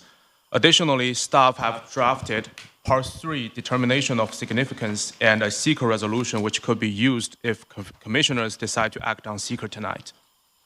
Among the 18 impacts indicated in the Part 2, staff recommend you check no to impact on the geological features, as there are no unique geological features and no designated national nature landmarks on the project site. B, no to impact on surface water, as no construction will be conducted adjacent to the water body and no new water body will be created. The action will be served by the existing water infrastructure instead of withdrawing the water from the surface water. No to impact on groundwater, as the action will not result in any new or additional use of groundwater. No to impact on air, as the action will not include a state-regulated air emission source and will not require federal or state air emission permits. No to impact on plants and animals, as there are no threatened or endangered species or habitats on the project site. No to impact on agricultural resources, as there are no agricultural resources on the site. No to impact on the aesthetic resources. The action is not located near any scenic or aesthetic resources. No to impact on historic and archaeological resources, as confirmed by SHPO, the action will not occur on or substantially contiguous to any lands that have been listed or deemed eligible for the national or state register, and will not result in destruction or alteration of any historic and archaeological resources. No to impact on open space and recreation, as no designated open space are on the site. No to impact on the critical environmental areas, as the project site does not contain any critical environmental area. No to impact on transportation, as confirmed by the traffic study prepared by the applicant. The action is a minor traffic generator, and the existing transportation system is able to accommodate the increased traffic without changes. No to impact on energy, as the action will not require a new or an upgrade to an existing substation, will not involve heating or cooling of more than 100,000 square feet of building areas, and the action will take place in an urbanized area with existing electricity infrastructure. No to impact on noise, odor, and light, as the action will comply with the City of Syracuse noise ordinance, will add new outdoor lightings which will comply with the zoning ordinance, and will not result in routine odors for more than 1 hour per day. No to impact on human health, as there is no blasting proposed in the projects, and the project site does not have a history of contamination or spills, and the solid waste generated on the site will be managed by following all the state, federal, or local laws and regulations. No to consistency with community plans, as the action is actually consistent with the most zoning development standards of MX2 zone district. The proposed structure is in violation of zoning requirements about the building lengths for multi-unit apartment building. The applicant has submitted a variance application to the Office of Zoning Administration to seek relief from these zoning requirements. If the variance application is denied, the proposed structure will be required to fully comply with zoning ordinance. Also, the proposed land use is not in sharp contrast to surrounding land use patterns. No to consistency with community character, as the action will not replace or eliminate existing facilities, structures, or area of historic importance to the community, will not create a demand for additional community services, will not interfere with the use of enjoyment of official public resources, and is designed to be consistent with the predominant architectural scales and character of the surrounding properties. And of course, will create more affordable housings. So does the board agree to check no to all these impacts? Yes. Thank you. The staff recommend you check yes to the following impacts. The first one, impact on land. This action does involve construction and physical alteration of land. Therefore, we recommend that the board answer this question yes. Does the board agree? Yes. The sub-question A through G are seeking about the depth to the water table, slope of the site, exposed bedrocks, excavation and removal of nature materials, potential erosions, duration of the construction, and if the action is in a coastal erosion hazard area. Based on the information provided in the FEAF Part 1, the response letter, and the supplementary materials, the action will not involve construction on land with shallow water tables, steep slopes, exposed or shallow bedrocks, or within a coastal erosion hazard area. There is no excavation, mining, or dredging proposed in this action, and an erosion control plan will be implemented, including the installation of a subsurface storm system. Therefore, I recommend you check no or small impact for the subquestion A, B, C, D, F, and G. Does the board agree? Yes. Subquestion E indicates that projects is expected to last for approximately 18 to 24 months. The long-term construction triggers concern on noise impact on nearby properties. For the response, the action will comply with the City of Syracuse noise ordinance to mitigate the noise impact. Therefore, I recommend you check no or small impact for the subquestions E. Does the board agree? Yes. 2, impact on flooding. The action will result in development in floodplain. Therefore, we recommend that the board answer this question yes. Does the board agree? Yes. The subquestion A through F are asking about whether the action will take place in the designated floodway and 100 and 500-year floodplain, whether the action will change existing drainage system and flood water flows, and whether there is a dam. Based on the information provided in the Part 1 of EAF, the response letter, and all the materials, the action will not take place in a designated floodway. No water bodies drainage patterns will be affected, and no dam exists on the project site. Therefore, I recommend you check no or small impact for subquestion A, D, and F. Does the board agree? Yes. For the subquestion B, C, and E indicates that action will happen in 100-year and 500-year floodplain and may change flood water flows that contribute to floodings. As indicated in the SWIP letter provided by the applicant, an on-site subsurface stormwater system which require fully compliance to and approval from the New York State DEC standards will be installed to collect stormwater runoff generated by the action and detain the stormwater and release it at a rate of less than or equal to the runoff generated by the site in its existing conditions for all storm events up to and including the 100-year storm. Therefore, I recommend you check no or small impact for the subquestion B, C, and E. Does the board agree? Yes. Okay, so in conclusion, the Commission as lead agency in this coordinated review under the State Environmental Quality Review Act has thoroughly reviewed all relevant materials, has taken a hard look, and analyzed all aspects for the action. For all the reasons set forth above, the Commission determines that the action will not have any significant adverse impacts on the environment, and therefore, an environmental impact statement need not to be prepared. Accordingly, the Commission issues a negative declaration to be filed, and notice of the negative declaration will be provided pursuant to all applicable laws and regulations. Thank you. Thank you very much. Thank you, Tom.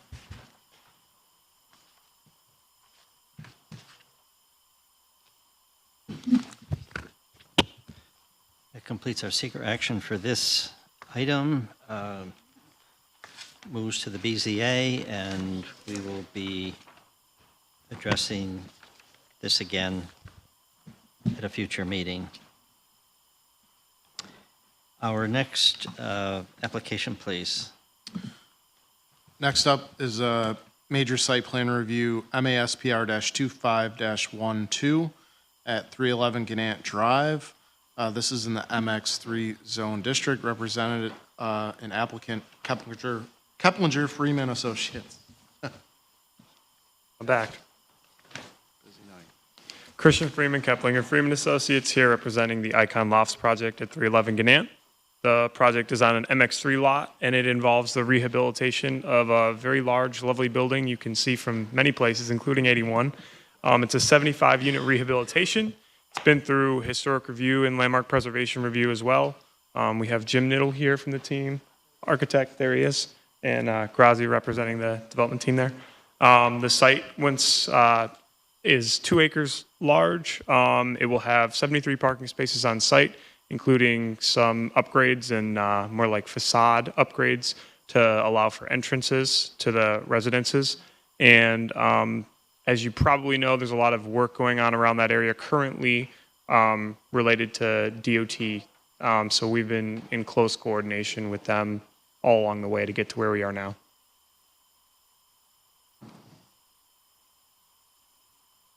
Okay, thank you. Yeah. We can jump right into questions if the commission has any questions. What's the anticipated Christian start date Great question. this year? Okay. With a 1 year, Grazi?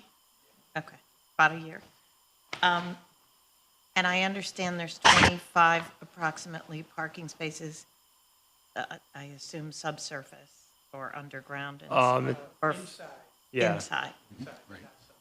Okay, inside the current structure? Okay. Yeah, you go back to that plan, you can see there's just kind of a drive-in. It's Right. a drive-in to like a garage door there. I just wanted to be sure you're not going down there, you're just... Nope. Yeah. Yep. Yep. Okay. There's a lot of room in that building. Yeah, there is.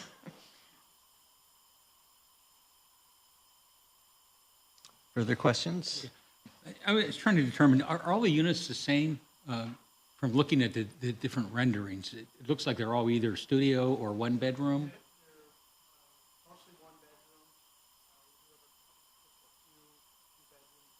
Okay. Right, okay, good, thanks. Yeah, and I was wondering, there is a note from the Syracuse Landmark Preservation Board. I mean, they had no concerns, but they did make a note about the color palette. Yeah, we're still working on it. Okay. We're working with SHPO and National Parks on this project closely. Matter of fact, today we just received our Part 2 approval from Mhm. National Parks.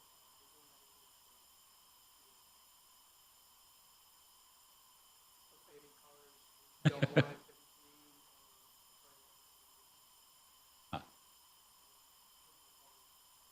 Right. Okay, thank you. Orange. We'll vote on it. Right. Other questions for the applicant? If not, set. Thank you. thank you very much. Thanks. Are there individuals who would like to speak in favor of this application? If so, please come forward, provide your name, address, and comments. Anyone wishing to speak in opposition to the application, please come forward. We have no speakers for this application. We can close public comment, turn our attention to our seeker review. Has everyone had an opportunity to review the EAF Part 1 contained in your packet? Yes. Oh, another type 1? Wow. Wow. We didn't want the short form. Whose Thank turn? you. Jake's turn? Thank you. Who got the short straw? Jake's turn? Still me. No? No. Giton? Yeah. Oh, you are bad. I had to talk a lot today. National correspondent. All right, it's me again. This is Zitong Wu from zoning office. I'm gonna go through the seeker reasoning part with you. The full environmental assessment from form part 2 on the page 401 has been pre-filled with a suggestion from the staff. I'm going to go through the part 2 to see if you agrees with those suggestions. And we also have the part 2 determination of significance and the seeker resolution, which could be used if you decide to act on seeker tonight. So among the 18 impacts indicated in the part 2, we recommend you check no to impact on geological features, as there are no unique geological features and no designated nature landmarks on the project site. No to impact on surface water, as no construction will be conducted adjacent to a water body and no new water body will be created. A freshwater pond does exist on the developed property across the street from the project site, with no construction, while no construction will be encroached into the area of the freshwater pond, and a subsurface stormwater system will be installed on the project site to prevent the stormwater flowing into the nearby properties. So the action will not have significant impact on the freshwater pond. The action will also be served by the water infrastructure instead of withdrawing the water from the surface water. No to impact on groundwater, as the action will not result in any new or additional use of groundwater.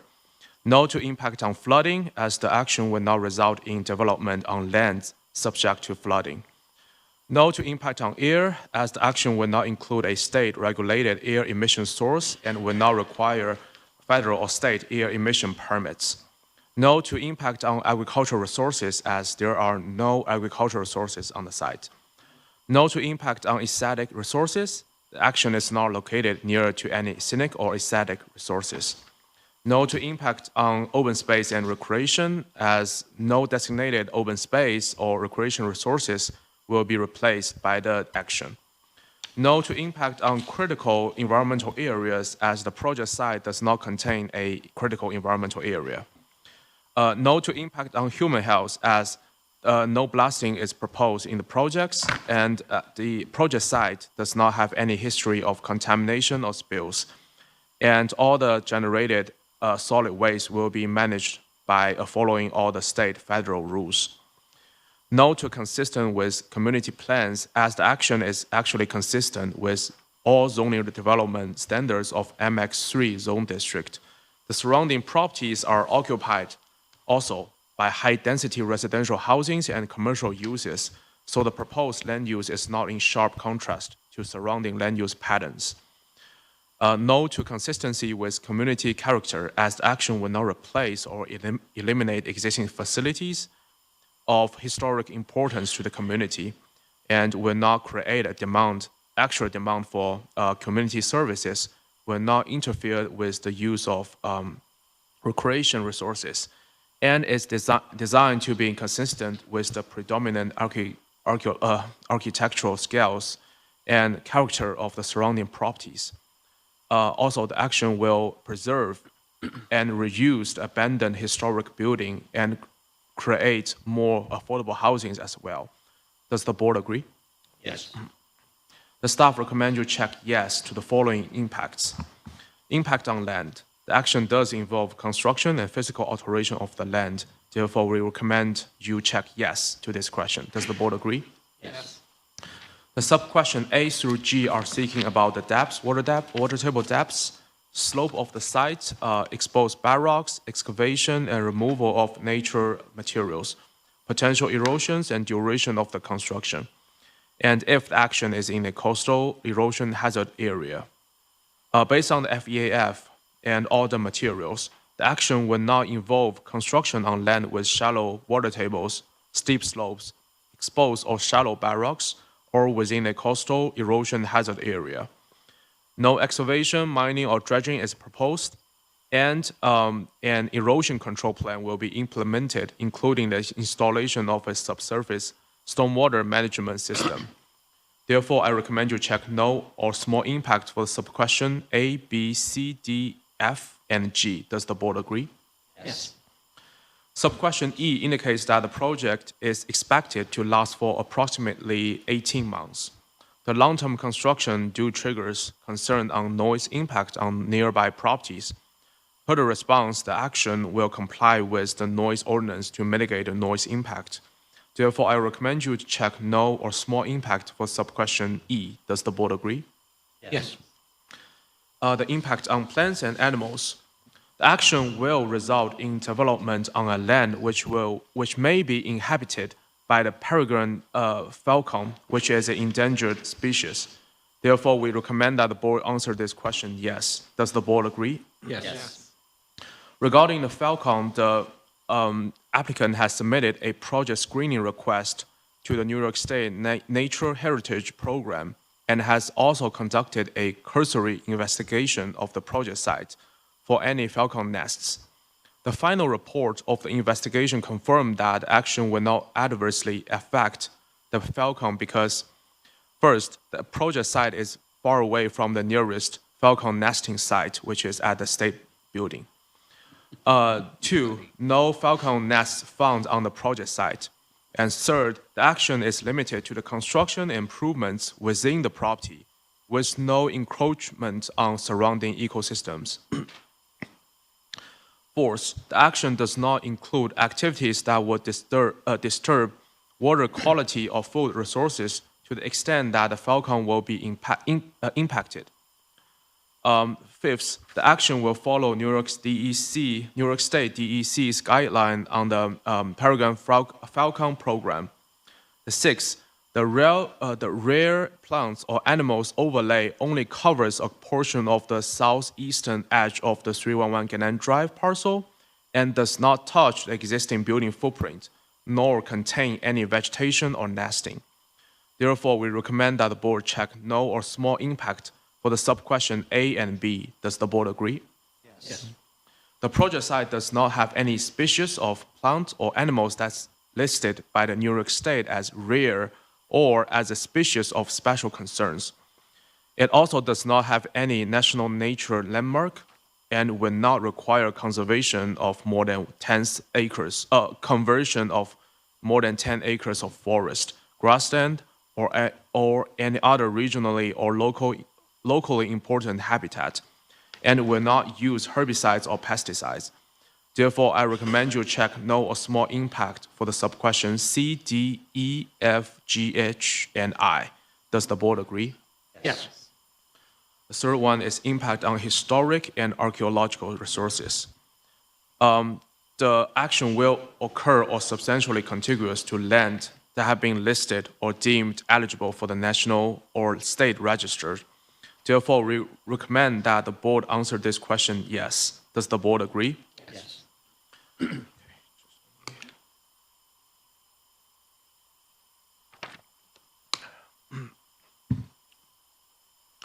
However, the action will not adversely impact the historic resources because the action will not result in the destruction or alteration of any historic resources. Instead, the action will renovate the abandoned historic structure and reuse it as a mixed-use building. Syracuse Landmark Preservation Board has reviewed the project with no significant concerns. Therefore, I recommend you check no or small impact for the subquestion A. Does the board agree? Yes. Also, the action will not occur within or substantially contiguous to an area designated as sensitive for archaeological sites, or an archaeological site that's not included on the New York State SHPO inventory. Therefore, I recommend you check no or small impact for the subquestion B and C. Does the board agree? Yes. The impact on transportation. The action will result in a change to existing transportation system as the existing vacant property will be reused to have new residential and commercial uses. Therefore, we recommend that the board answer this question yes. Does the board agree? Yes. Per the traffic study, the action is a minor traffic generator that will generate less than 25 vehicles entering or exiting during the peak commute hours in the area. Also, there are good sight lines from the proposed driveways and more than sufficient gaps in the traffic to allow safe turning movements into or out of the site. As verified by the traffic study, the action will not have notable or significant impact on traffic operation in the area. The applicant is also collaborating with New York State DOT and Interstate 81 project teams on the site plan and traffic access plan to make sure that action will not have adverse impact on existing transportation system. The action will not construct parking area for 500 or more vehicles, will not eliminate public transit access, and will not degrade existing pedestrian or bicycle accommodations, and will not largely change the current transportation system to alter the present pattern of movement of people or goods. Therefore, I recommend you check no or small impact for the subquestion A, B, C, D, and E. Does the board agree? Yes. The fifth one is impact on energy. The action will increase the demand for energy as this action is to reuse the existing vacant property as new mixed-use building. Therefore, we recommend that board answer this question yes. Does the board agree? Yes.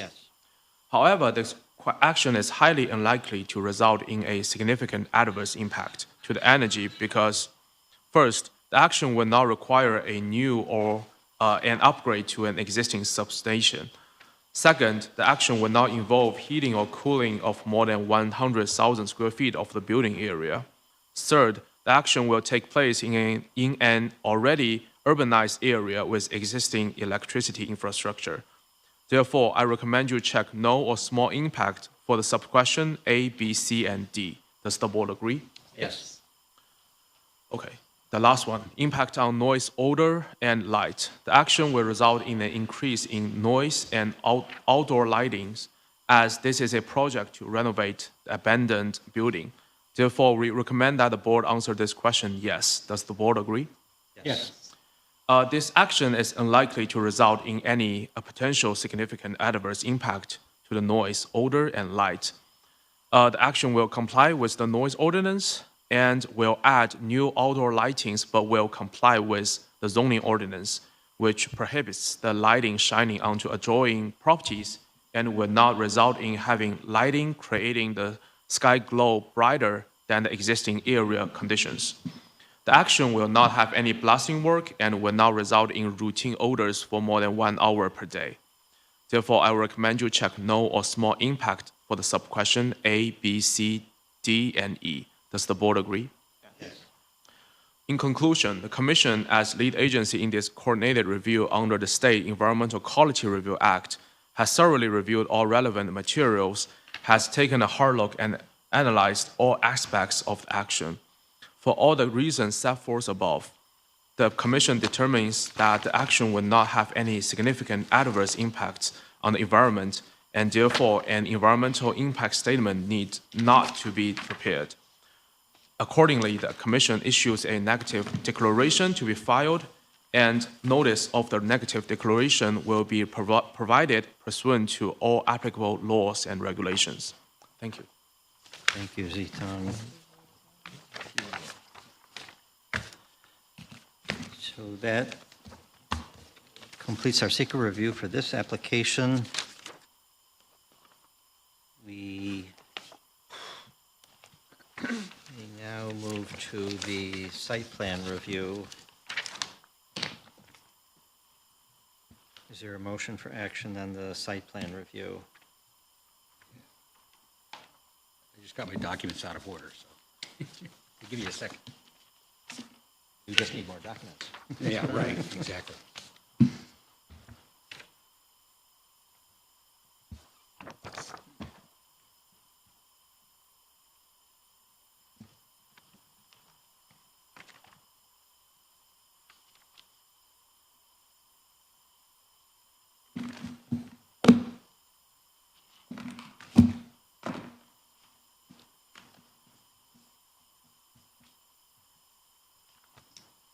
Okay, guys.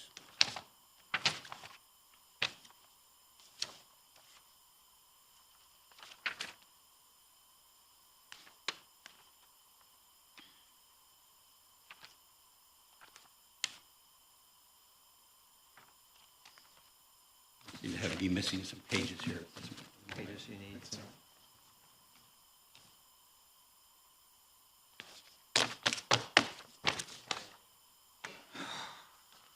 I'm missing page 225.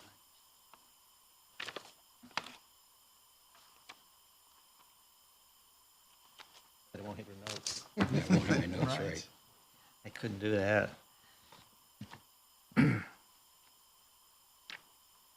is not right. I'm sorry, guys. So,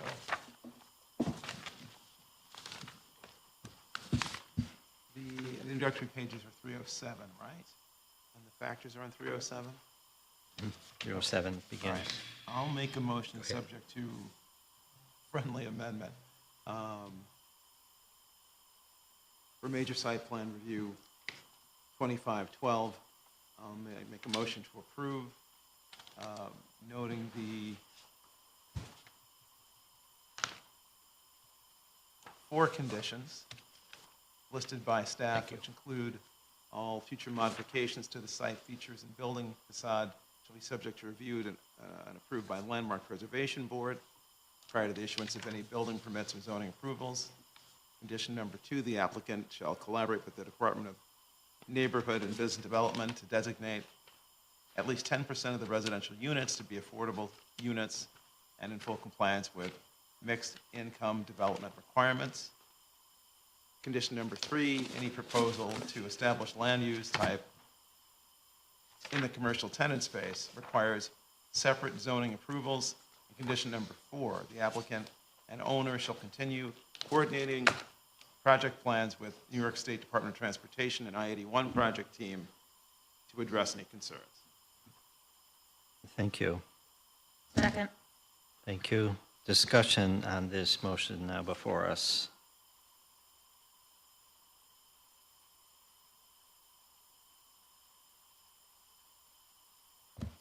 No discussion? You found your notes? We're good. Okay. If there's no discussion, then all in favor of the motion, please indicate by saying aye. Aye. Aye. Aye. Those opposed, please say nay. Any abstentions? Site plan review is approved for MASPR 15-16. Thank you all. We move on to our next application, please. Next up is a major site plan review, which was referred to the City Planning Commission by the zoning administrator. This is for establishing a restaurant at 4141 South Salina Street and Fillmore Ave. Owner applicant is William Palladino. Applicant is Chanel Pickard. This is in the CM Zone District. I would like to give a brief introduction of this. So, this was referred because of some previous factors and issues at the subject location. The tenant space is a proposed restaurant located within 300 feet of a single unit residential R1 zone district. The subject tenant space was previously occupied by a restaurant with a similar name, Taste of Brooklyn Sports Bar, and the special use permit associated with that use and business was revoked by the Common Council on December 9th of 2024. And again, so this is just a similar name to establish a restaurant at the same location. And I guess we'll let the applicant speak to anything else regarding the proposed establishment. Good evening. Evening, Commissioners and board members. I'm the applicant's submittal for the owner. My name is William Walton. I'm with Walton Architectural Group. The scope of work on this project is a change of use from the bar that was established before, as mentioned, and now will just be a restaurant without serving of alcohol. The change of use within the facility is basically putting in booth seating instead of the open plan seating that was in there before. So it changed the occupancy count, reduced the occupancy count from what it was before. As mentioned, it's in Valley Plaza in the middle of the plaza. And there also was some outdoor seating that was part of the original plan, which has been removed. And there will be a change in the signage above the facility of the tenant space. So, you for questions? Let's, Open it up for the commission members. Are there questions for the applicant regarding this application?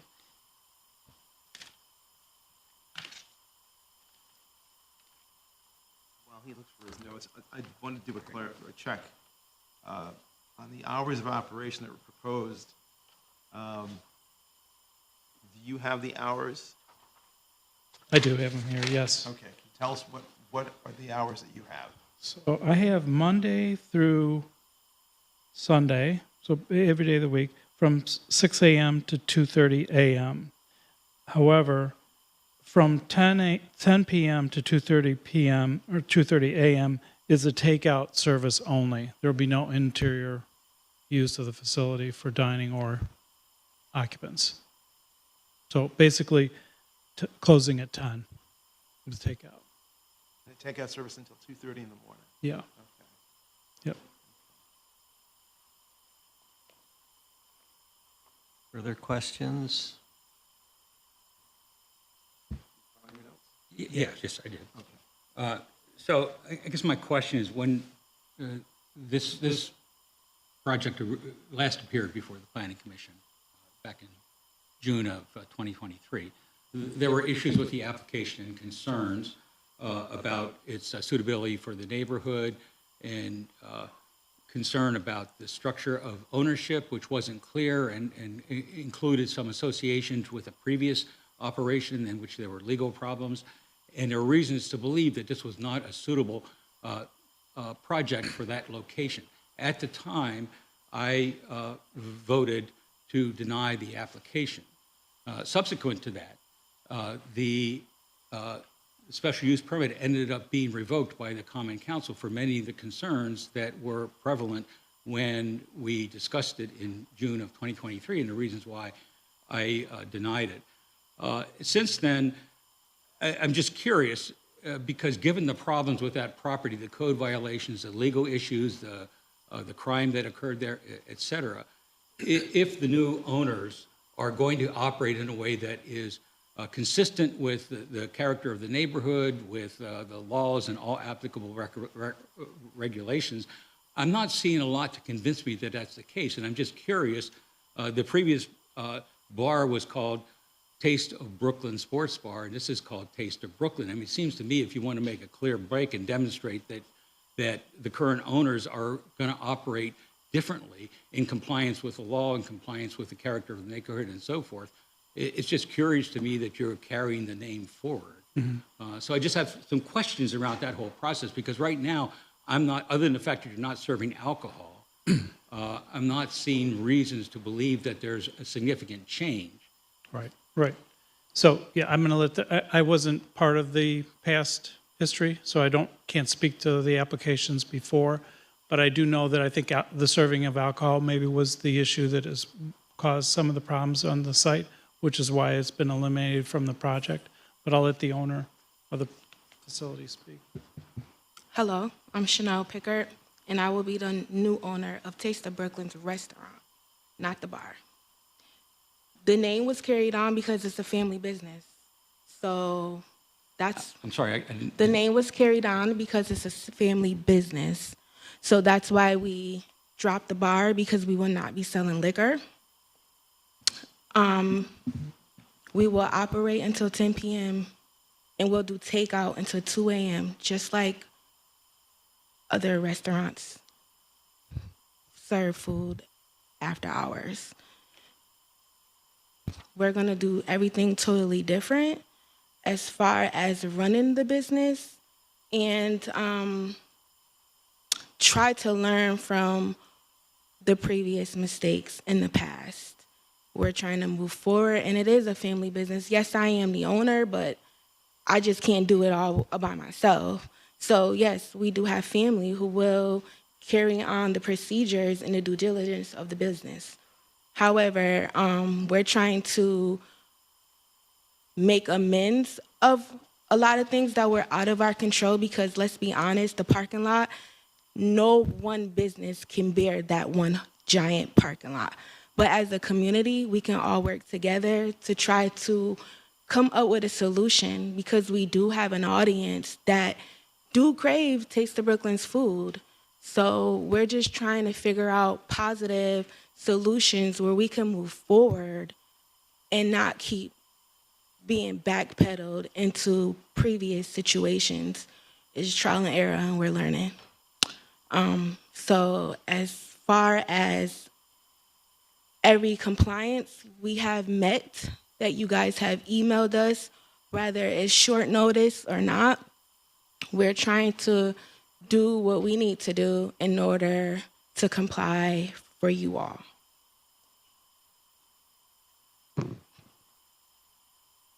So one of the things that is the commission generally has reviewed as part of its process when, in particular, there's been issues or concerns by the neighborhood and or the police department. In this case, I believe both have had concerns Yes. regarding the previous business. And we're right next door to the police station. So let me just finish though. So the police department has been asked to do a SEPTED report for this commission. And they made 6 or 7 significant recommendations. Yes. Most of which the applicant, which I'm not clear exactly who responded at this point in time, because they didn't, it was signed just as Taste of Brooklyn LLC.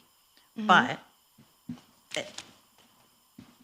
the argument was made that the applicant didn't really want to comply with the police department's recommendations in the report. I really can't answer that question pertaining the previous applicant and whatever happened with the police department. I know that So just to clarify, this is for, these were new recommendations based on this application. And The current application. there was a response submitted, signed best regards, Taste of Brooklyn Restaurant LLC, to the 5 recommendations from Syracuse Police SEPTED, which stands for Crime Prevention Through Environmental Design. Yeah, I read it. Okay.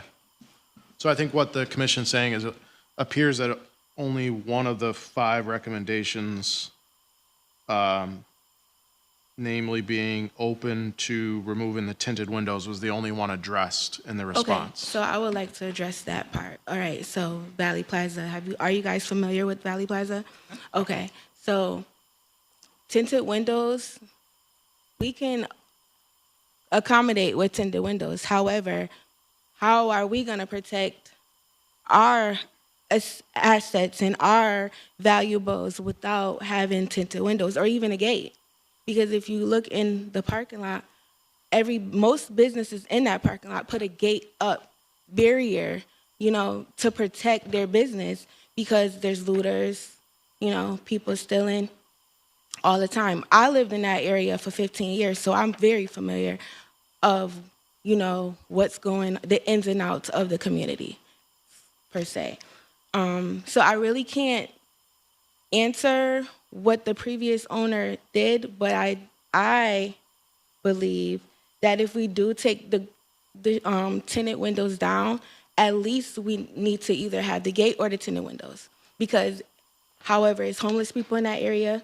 But the gate was put up specifically because they kept coming in that common area, using a bathroom, sleeping every day. So when we put the barrier up, okay, they knew not to come there. So I'm not saying that's the end all be all. We can work around it. However, that whole plaza is breaking in all the time. There's no more Rite Aid, there's no grocery store. There's a lot of businesses are leaving because of the neglect in the neighborhood. And when we were in that neighborhood working, no one broken into our business, and they kind of scaled down because we were present and we were assertive. So I am listening to all you guys' feedback, and I'm very open to do whatever we need to do to comply in order to just have a restaurant. We don't have no TVs, we don't have no music playing. Very basic bottom line. The outdoor seating was on that list too, is And it not? Yes. Which I it think has they- been removed. Yeah, the outdoor seating has been removed. If we were to move the gate, we do ask if we can keep the tent. Or if we take the tent off, we need the gate. We need some type of protection, because who's gonna stop someone when we're at home sleeping who just has a bright idea to just start breaking in windows? Oh, they have food in there. They might have money in there, because that's the dominance of the neighborhood. It's a live neighborhood. Corner stores is open till 4 o'clock in the morning. Gas stations, corner to corner. Other entertainment establishments, all in the same area, as well as food and housing. You know, so it's just the Valley area is a live area. And we do our job as best as we can with the means that we have to be able to make sure that we keep our family safe, our customers safe, and the community safe, because we want to be safe. We don't want to not be safe. That's why we're asking for recommendations from you guys and the police to figure out how can we be an established business for the community, for our family, and obey you guys' commands. Additional questions for the applicant? It goes to staff. I'm just going to say, we are using this report. We've used it since last year for anyone opening up a restaurant, a convenience store, adding food to the gas station. We did have another situation where a bar asked if they could become a diner and only serve breakfast and lunch. And they were also subject to the same review, but with the police department. So I just recommend you talk to the staff, because all across the city, north, south, east, west, we are applying the same reports and trying to make suggestions for people to have like you have an application here. We'd like at least to give you as much information as we can so you can make the best decision for you and your business. Yes. But it's citywide, and we've had other people have had to come back more than once. And we're kind of spread thin, because we do need additional assistance. We want help. We are begging for it. We're just trying to figure out, where do we fit in? Just a little. Just a little bit. So you're leasing the property from Mr. Palladino, is that correct? Yes.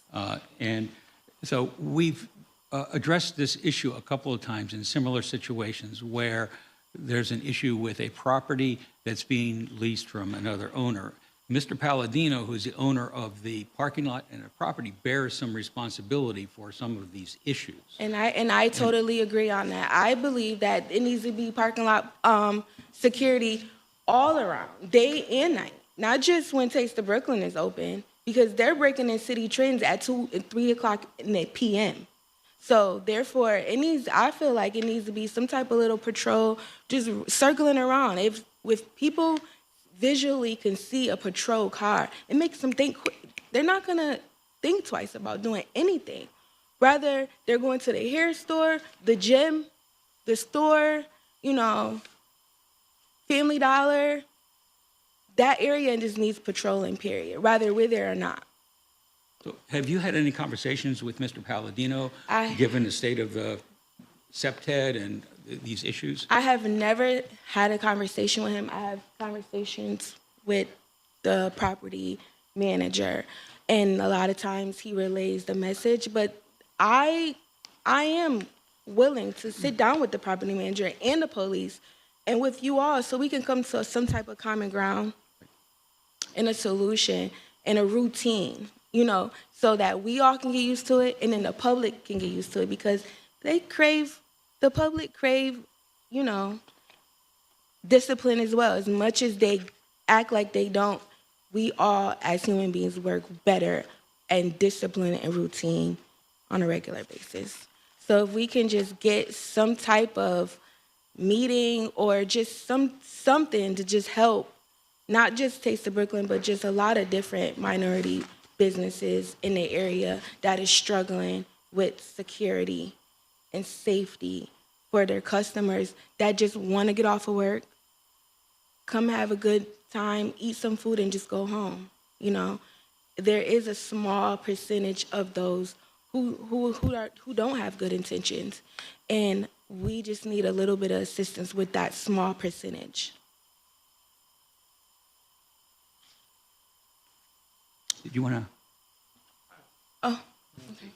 Thank you. Identify yourself, please, for the Hello, record. I'm Jack Dana. I'm the property manager of the Valley Plaza. I work for William Palladino. Okay. He signed a power of attorney before I came tonight, so I could speak on his behalf. Good.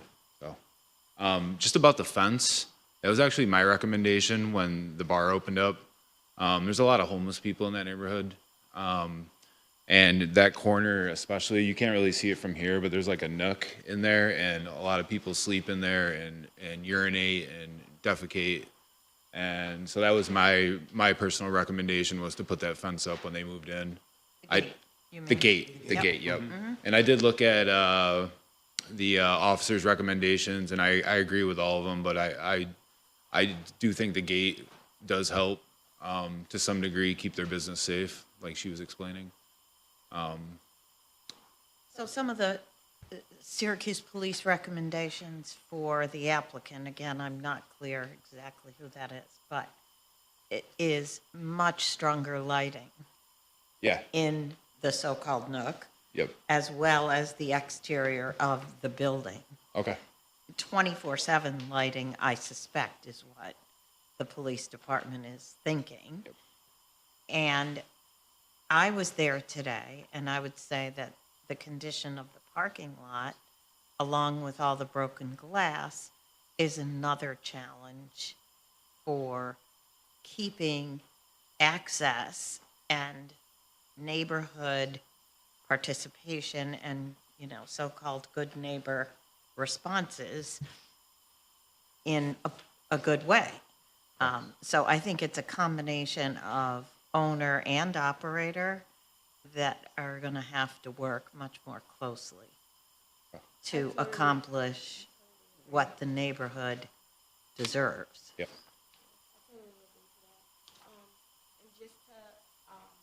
Just go back to all of the recommendations that the police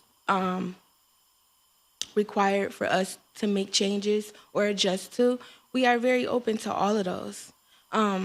I don't know where you guys got any information saying that we oppose to any of those, Well, but it's your responses to the report. oh, okay. So, my apologies to that. Now that I am gonna be representing this restaurant, we will be doing things a lot differently. Just because, you know, I'm gonna be responsible for a lot of people's lives. And so therefore, there are steps that need to be made, and we do need to address a lot. And I totally agree with Ms. Murphy on it's gonna take the ownership and the businesses as well to come together, because right now it does look neglected. I read that there was some abandoned cars in the back of the parking lot. Those can be removed. I think one of the cars broke down. But you know, when we were operating, we did have curb appeal. We did try to, you know, beautify the neighborhood, because that is our neighborhood, you know. So, but I just wanted you and you all to know that we're not opposed to any suggestions that the police recommend. It's just a conversation. Conversations can clear a lot of communication. Just to respond to the lighting, in the spring, we had somewhere between 13 to 16 wall packs installed in the rear of the plaza. So there's lighting all the way from one end to the other. And then just last month, about 35 days ago, we dug the parking lot. There was a break underground. 3 of the pole lights have been out for a year or so. We dug and reconnected those. So it is pretty well lit up at night. Is the nook and the Yeah, front those of are all the storefront? all replaced with. I don't know the wattage off the top of my head, but we upped the wattage on all the canopy lights. So yeah, yep. And the parking lot too. I believe we have a grocery tenant coming in, and that's going to be one of the first things we do is redo the lot. So, yep. Further questions for the applicant?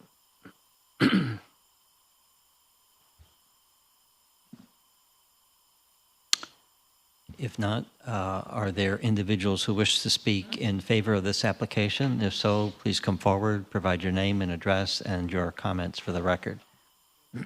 Good afternoon. My name is Cerise Nelson. Address is 210 Basin Street. Thank you. I approve of this being a restaurant. I think it's a good fit for the area. Create a little friendly competition with Sabatino's and Wings Over Syracuse. So, thank you. Thank you. Good afternoon. My name is Terry Hanks. I live in the city of Syracuse in Wyman area. I'm in favor of the Taste of Brooklyn restaurant. I think it's a good place for a restaurant, given that, you know, it was prior food that we were appreciative of, and they had a lot of good things going on. I think they continue to eat, some place to come and just relax and eat. I'm in favor of it. Thank you. Thank you. Hi, my name's Yvonne Millard. I'm at 151 West Cheltenham Road in Syracuse, New York.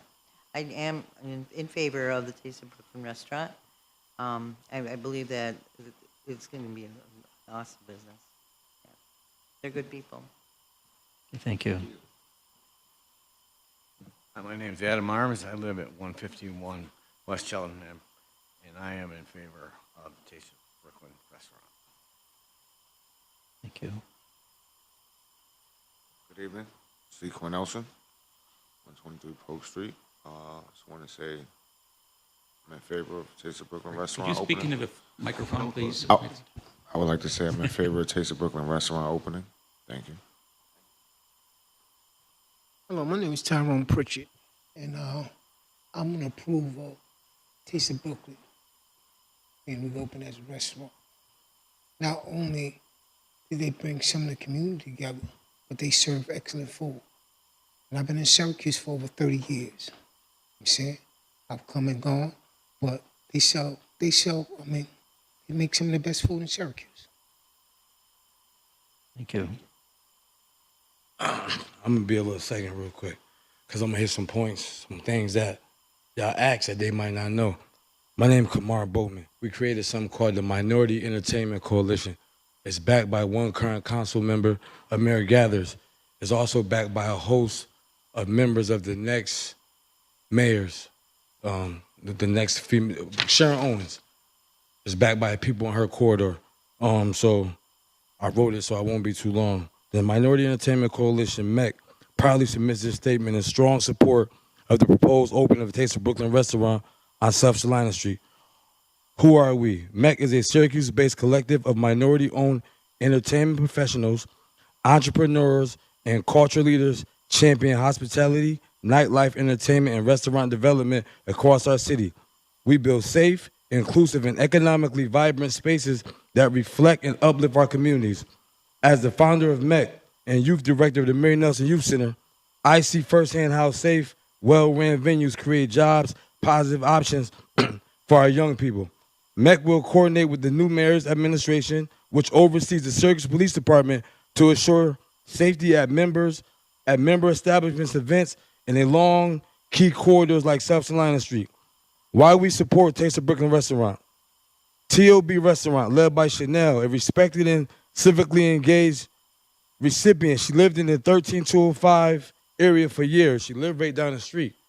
This is what you call investing in your community. She's not somebody who's coming from another city, from the Upper East Side, from DeWitt. She's lived down the street. So these same things that you guys say that she's battling with the parking lot, what you think she's battling on the street? She literally is like a a 2-minute walk from her home, her residence, to this establishment.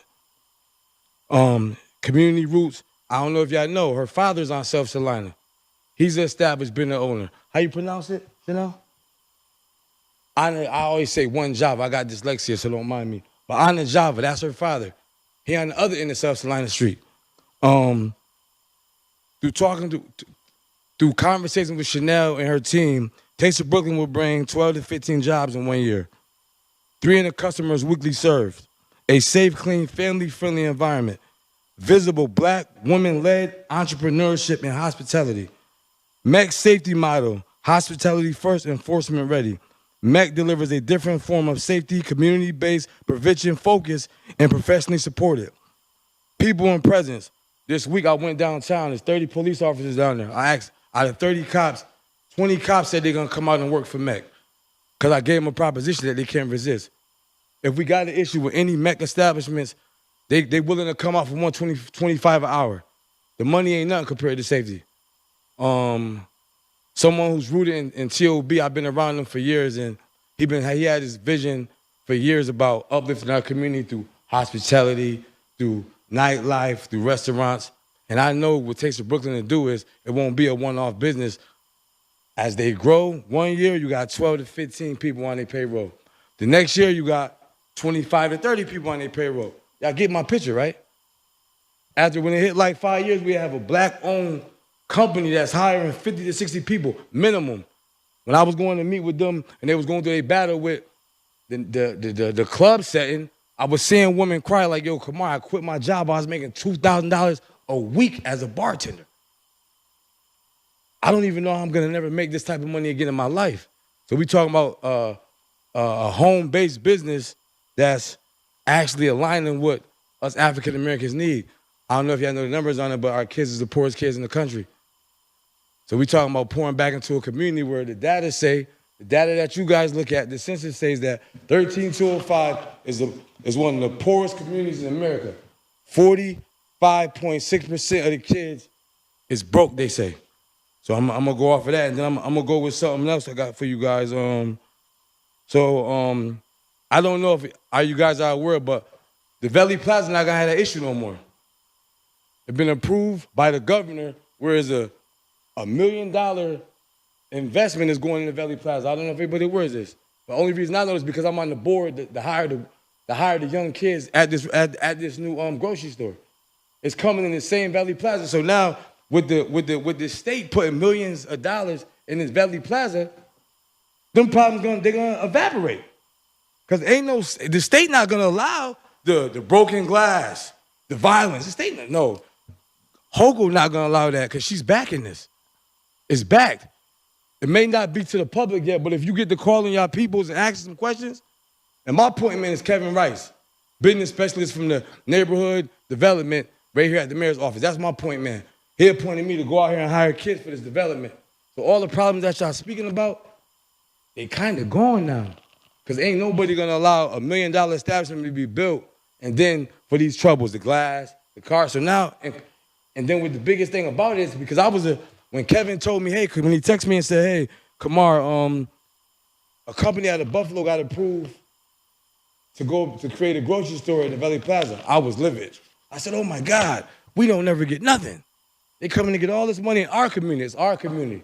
I don't know if y'all consider it yours, but it's mine. It's been mine for 40 years. So with that being said, it's like now with this blessing coming from Governor Hochul, I think it's right that y'all allow them to get a little bit of play. Because now you're talking about foot traffic. Now you're talking about a different level of success for these Black entrepreneurs. Again, now we're talking about a Buffalo-owned company who's been in business for over 30 years. They bring in a grocery store that's in the same plaza. But again, I noticed because I work hand-in-hand currently for the last 6 weeks. I'm working hand-in-hand with Mr. Rice, Kevin Rice. You can ask him who I am. You can see text messages, verifications. But this is going in the Valley Plaza. So again, I'm also in belief that we can't just let the money go out of state. So now we need to make sure that some of this money stay in our area. Because when Kevin told me it was coming, I was heartbroken. I said, we ain't getting none of this grocery store money. But then I said, nah, if we get Taste of Brooklyn and stay in here, at least some of this money can stay local with this immediate foot traffic by the thousands. A grocery store will be in Valley Plaza real soon. So again, thank you for the time. Like I said, as y'all was talking, I had to whoop whoop. I had to copy and paste, exit some things out. But my name is Kumar Boatman, y'all, and I represent the Minority Entertainment Coalition. Thank you.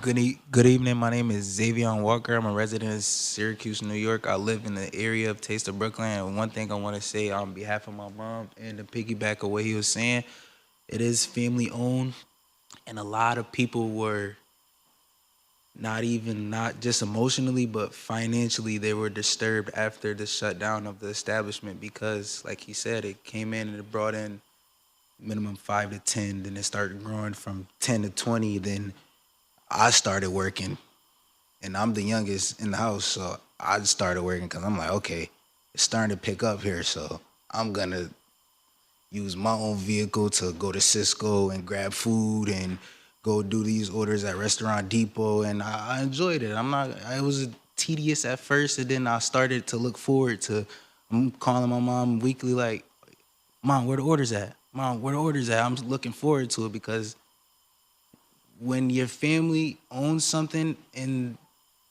I don't want to say crab in a barrel town, but the type of, you see what I'm talking about, the town that we have here, and everybody wants to pull you down and just, I can go on all day about this, but everything that doesn't matter to the community, when Taste of Brooklyn came in as a sports bar, it was very vibrant.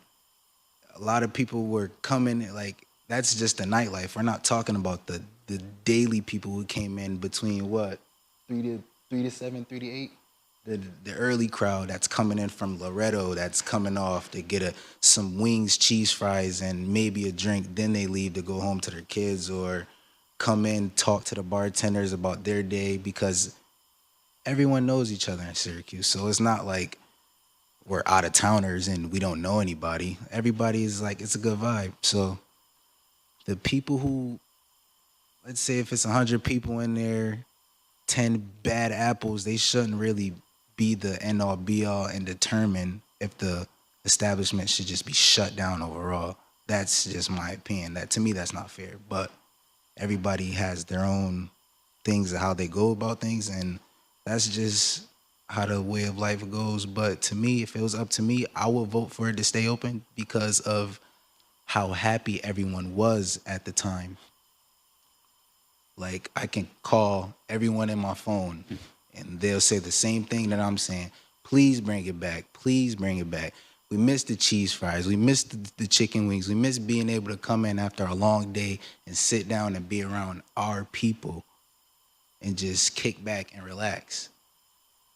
Like he was said, people were making $2,000 a week as a bartender. I don't know where people do that at, especially in this small city that we have. I think we live in a town populated, 144,000 people? Yeah. So in a small town like that, you're making $2,000 a week in a 4-week month. 2, 4, 6, 8, $8,000 a month of being a bartender. People are starting for their full-time 40-hour jobs. They're starting to cut it down to 25 hours, 20 hours. Now they're full-time at the bar. People are buying new cars. They're putting their kids in private schools. They're getting new dental work. They're doing everything that they wanted to do off of a small black-owned business. Not even just a small black-owned business, a small business, period. Because the family, okay, just in all, I just vote for it to stay open because I just miss how everybody was happy, and now it's just like everybody's just waiting and moping around and just waiting to be approved. But feels, that's all I have to say. Thank you. My name is Vera Howington. I'm a resident of Syracuse. I live at 137 Hancock Drive. Chanel is my daughter. And I just want to sum it up by saying I am all for opening Taste of Brooklyn.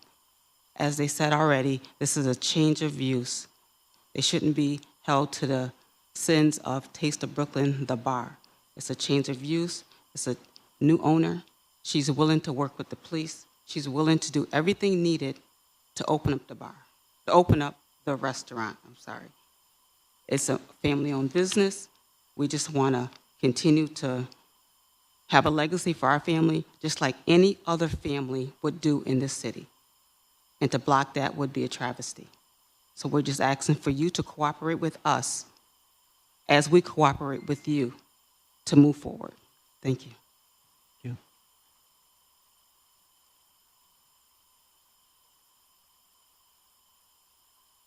How you doing? My name's Sean Nelson, live at 108 Hobart Ave. I actually wasn't going to get up, but I think I do have to piggyback off of some things. I know the information was provided to you on just a lot of bad things that happen with Taste of Brooklyn. It's a lot of good things that happen with Taste of Brooklyn as well. A lot of donations, a lot of sponsorships, book bag giveaways. We did about 500 book bag giveaways, tablets. We do back to school events and things like that. I don't want Taste of Brooklyn to just be like a bad name. It's like Kumar said, it's not just going to be a restaurant. It's going to be a cafe. It's going to be a corner store. It's going to be more than just one entity as it further along. So when the Sports Wire got closed, you had 30 people out of jobs. Now I know we took a lot of blame, and a lot of it was our fault, but we also tried to exhaust all of our administrative remedies on help, and like the parking lot, people leaving the parking lot. And we went to council, we went to a lot of people, and they said it's our issue. And we noticed downtown has the same issue now, that just about every black minority bar establishment is closed right now. So all the minorities, the black people, are going downtown, and downtown is seeing this influx of people not leaving. But these are the same issues that we all had, and it was our fault. And now we notice downtown says, what are you going to do about it? This is not our fault. And so we just kind of always wanted the same treatment. We tried our best. I know you bring up the 2 murders in the parking lot. One was, nobody really goes into the details of the points. One was a 12-year-old boy. He's not in the bar. It's 12 o'clock. The bar is being blamed and not his parents or anything like that. The other murder was on Father's Day. The bar closed at 1:30. The shooting happened at 2:30 in the morning. It's like, do you want us to stay out till 4 in the morning and patrol? Like, the parking lot is not ours. So it's hard to patrol the parking lot. We try to come out with different measures on patrolling the parking lot. A lot of the other points, they had nothing to do with the bar, but when they presented it, they would say 3 points for harassment, but they wouldn't tell you the harassment occurred at somebody's house that left the bar and somebody filed them with order of protection. And our defense is like, if somebody has an order of protection, the bar is not here to, we don't say, hey, you can't come in, you got an order of protection, but we still would get the points if they, the guy followed her to the house and beat her up, and they say, well, a series of events, if they would have never went to Taste of Brooklyn, this wouldn't have happened. Or somebody was drunk driving, jumped out their car and said, oh, I got robbed for Taste of Brooklyn and my keys. I don't know who took my car. Instead of just reporting that all them points accumulated, nobody actually took the due diligence of going through each one of them. And just like I said with the car being reported stolen, it was a whole nother DR that shows that the person that got out the car stabbed somebody and took off running. But they separated and gave Taste of Brooklyn the points for one DR and the stabbing a different DR. And I think if they would have put that together, they would have realized, okay, because the cops said they know the car wasn't stolen, but still got the points. It was a whole point system. Somebody's car get vandalized 4 in the morning, it became a point on Taste of Brooklyn. Like, it's not even open at 4 in the morning. Just going for it, like, I just don't want it to be bad-mouthed or, like, just thought of in a negative. We are trying to change. It is a community. The whole Syracuse really backs Taste of Brooklyn because of the energy, the vibrations brought. We do have bad seeds, and I think that's anywhere. It's just on how can we work together with the city of Syracuse to change and accommodate these things so we're not failing each other. So the business is not failing the community, the city's not failing the business, and so we're all in a roundabout, That's just really all I got to say. Thank you. I will now ask if there's anyone who wishes to speak in opposition to the application to come to the podium, provide your name, address, and comments.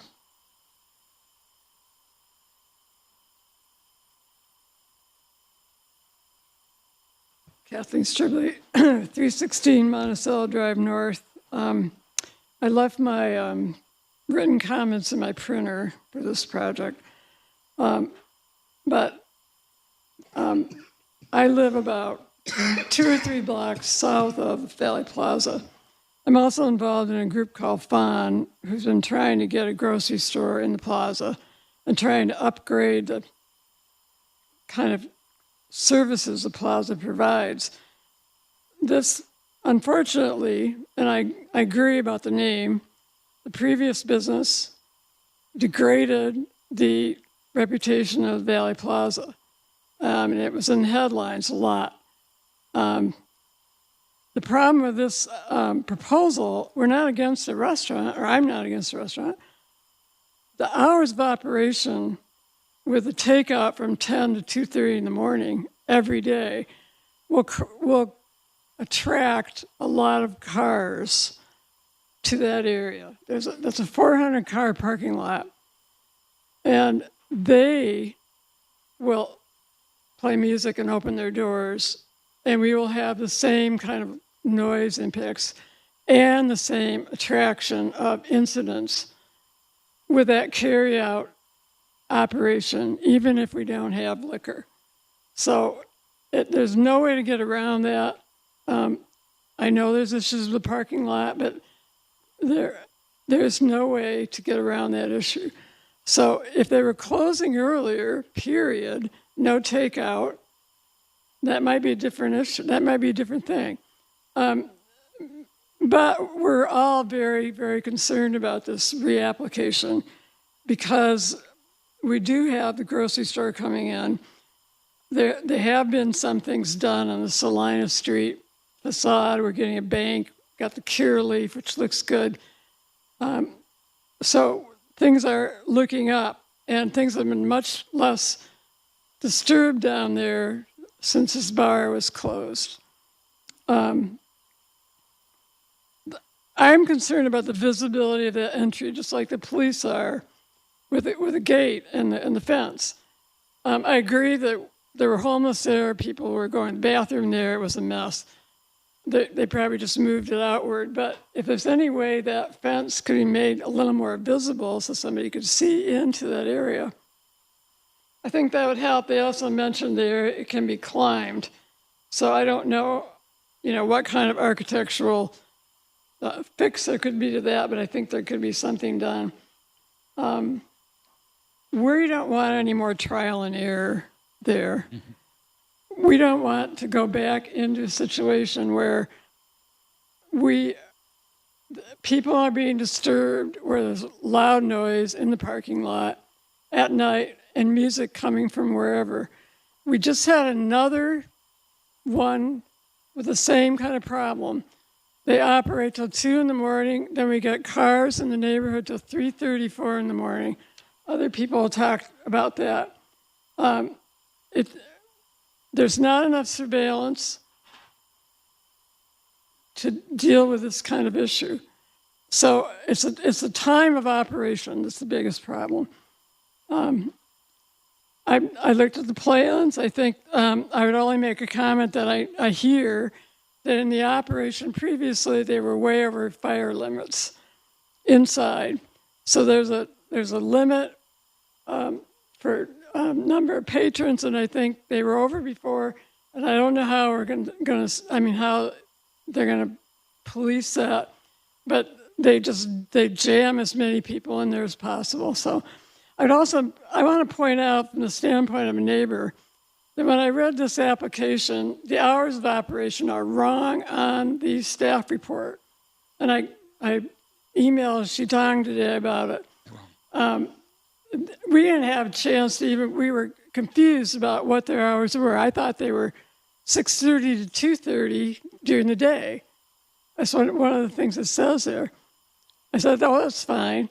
But then we look at takeout from 10 to what, I don't know. That's not fair to the neighbors to have that kind of confusion.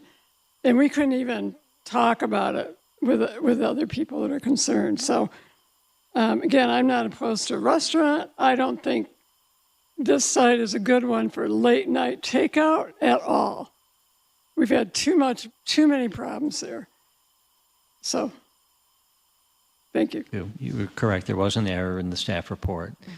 I think the correct hours have been identified this evening, so that's the basis. 6 a.m. until 2:30 a.m. is what's being proposed. Right, and that's very long, and it's very problematic in that location, so thank you. Thank you. Other individuals wishing to speak in opposition, please come forward. Good evening. My name is Robin Baker. I live at 123 Fillmore Ave, and I am definitely affected by this establishment and have been for a while. I have been in front of you a few times. I don't know if you guys remember me, but I don't think it's fair to the neighbors. And I hear a lot of people talking about, they are for this restaurant, but I want to know who actually lives in a proximity where it affects their livelihood, their health, their safety, the quality of life. I live on Fillmore, and it affects me deeply. We have had a lot of issues with establishments in this area, not only Taste of Brooklyn, but others. And I would like to hear them say they want to speak and talk to people that live in the neighborhood, not live in the community, but are affected by it directly. I live at Fillmore, and I don't think the hours are conducive to what we what we stand for in our community, in our neighborhood. I don't agree that the neighborhood's going down. 95% of the people that live on my street on Fillmore own their own home. They're very proud of their home. It might not be a luxurious home as others, but we take pride in our community, in our neighborhood, and our homes. And I don't think this business is conducive to what we plan for our neighborhood. It just does not work. And I am not against a law-abiding citizen wanting to open up an establishment and a business. I agree with that. Everyone should have the opportunity to do so, but not at the cost of others' healthy and safety and the quality of life. That's when it becomes an issue. And I would like to hear them talk about getting with the neighbors that affects this. This affects them, and talking and sitting down with them, not only the people that go to their establishment, but the people that live there where the establishment will be. And I'm not opposed to a restaurant, but at regular hours, not at 2:30 in the morning. I would love to hear that they can go home and they have a nice quiet. At 2:30 in the morning, they're still sleeping. Music is not waking them up. People are not yelling and screaming or hiding in their driveway. And they have a good quality of life. These people, I want to speak with them and let them know that it does affect us. It affects our home. There's a lot of people on our street. 90% of us are retired. I'm retired. We spent 30 years of our life paying for our home and trying to do the best quality of life that we have. Our grandkids come in our neighborhood. We have families come over. And when we have guests, we're responsible for the way that they act in our neighborhood. You have to take accountability when you invite people to your establishment. You just can't say, oh, well, I can't take care of whoever is left over in the parking lot. That's if I have a guest over at my home, I have to be responsible how they act and how they conduct themselves in my neighborhood. I pay taxes. I'm a law-abiding citizen, and I respect and I expect the same thing for someone that comes into my community, for me and my neighbors. And thank you for listening to me. Thank you. Thank you. Other individuals wishing to speak in opposition to the application, please come forward. Good evening. My name is Rhonda Vesey. I live at 117 Seneca Drive, not too far from the Valley Plaza. I am a founder and executive director of Food Access Healthy Neighborhoods Now. In 2019, I made a call to Bill Palladino, who's the owner of the Valley Plaza, because we had lost our grocery store in 2018 when the Tops left.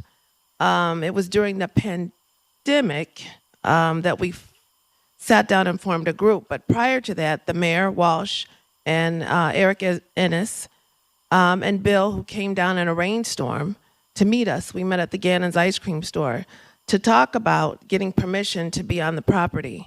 One of the things that we thought about doing was starting a farmer's market. bringing access to fresh food to the community. Thankfully, Bill, generous, kind gentleman that he was, listened to us, talked to us. At that point, we were trying to come up with ideas about what store might want to take over. First, it was Aldi's. They didn't want to expand into a 44,000 square foot space store. A kind gentleman that's right here, the property manager, who I've come to know very well. I've done a lot of have had a lot of conversations with. So the summer of 2022, we launched the first farmers market outdoors in the Valley Plaza. It went well. It went so well that we decided we would continue on. There was no way to stop. As you all know, Dollar General, DG Market, Family Dollar, those are not fresh food places, and that's what we have in our communities, unfortunately, 13204, 13205, and 13207, which make up the most impoverished in the nation right here in Syracuse, New York. So continuing on, we further got permission to be inside, indoor space, which we maintained now for the last 4 years.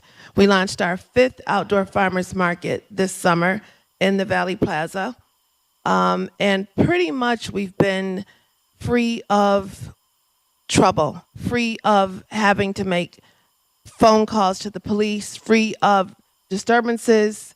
Fortunately, just trying to maintain status quo and keeping up the property the way we have been expected to. And I think we've done a pretty good job of that.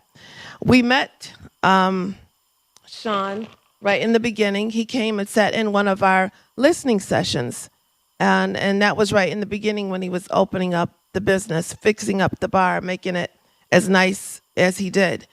I had hoped in the beginning there might be some way we could have collaborated. Not that anything happened, we just never got to that point. But we continued on. We've continued on so well that we introduced a Wednesday evening market workshop series where, for me, the key was now gaining an educational component, not only having access to fresh food, but some folks that haven't always had an opportunity to learn how to cook fresh food. We bring that component to the market now on Wednesdays. My fiscal sponsor at that time was Center State CEO. I have since realigned Food Access Healthy Neighborhoods now with Hope Print, who is Nicole Watts, which I'm happy to be aligned with an operational support. So yes, it was a lot of hard work over the last 4 years, boots on the ground, in order to find a grocer, which we did identify out of Buffalo, as the gentleman said, coming up here to take over that space. When we did the site visit last year, we hadn't identified a grant yet. We didn't know about HOCO's Food Expansion Grant.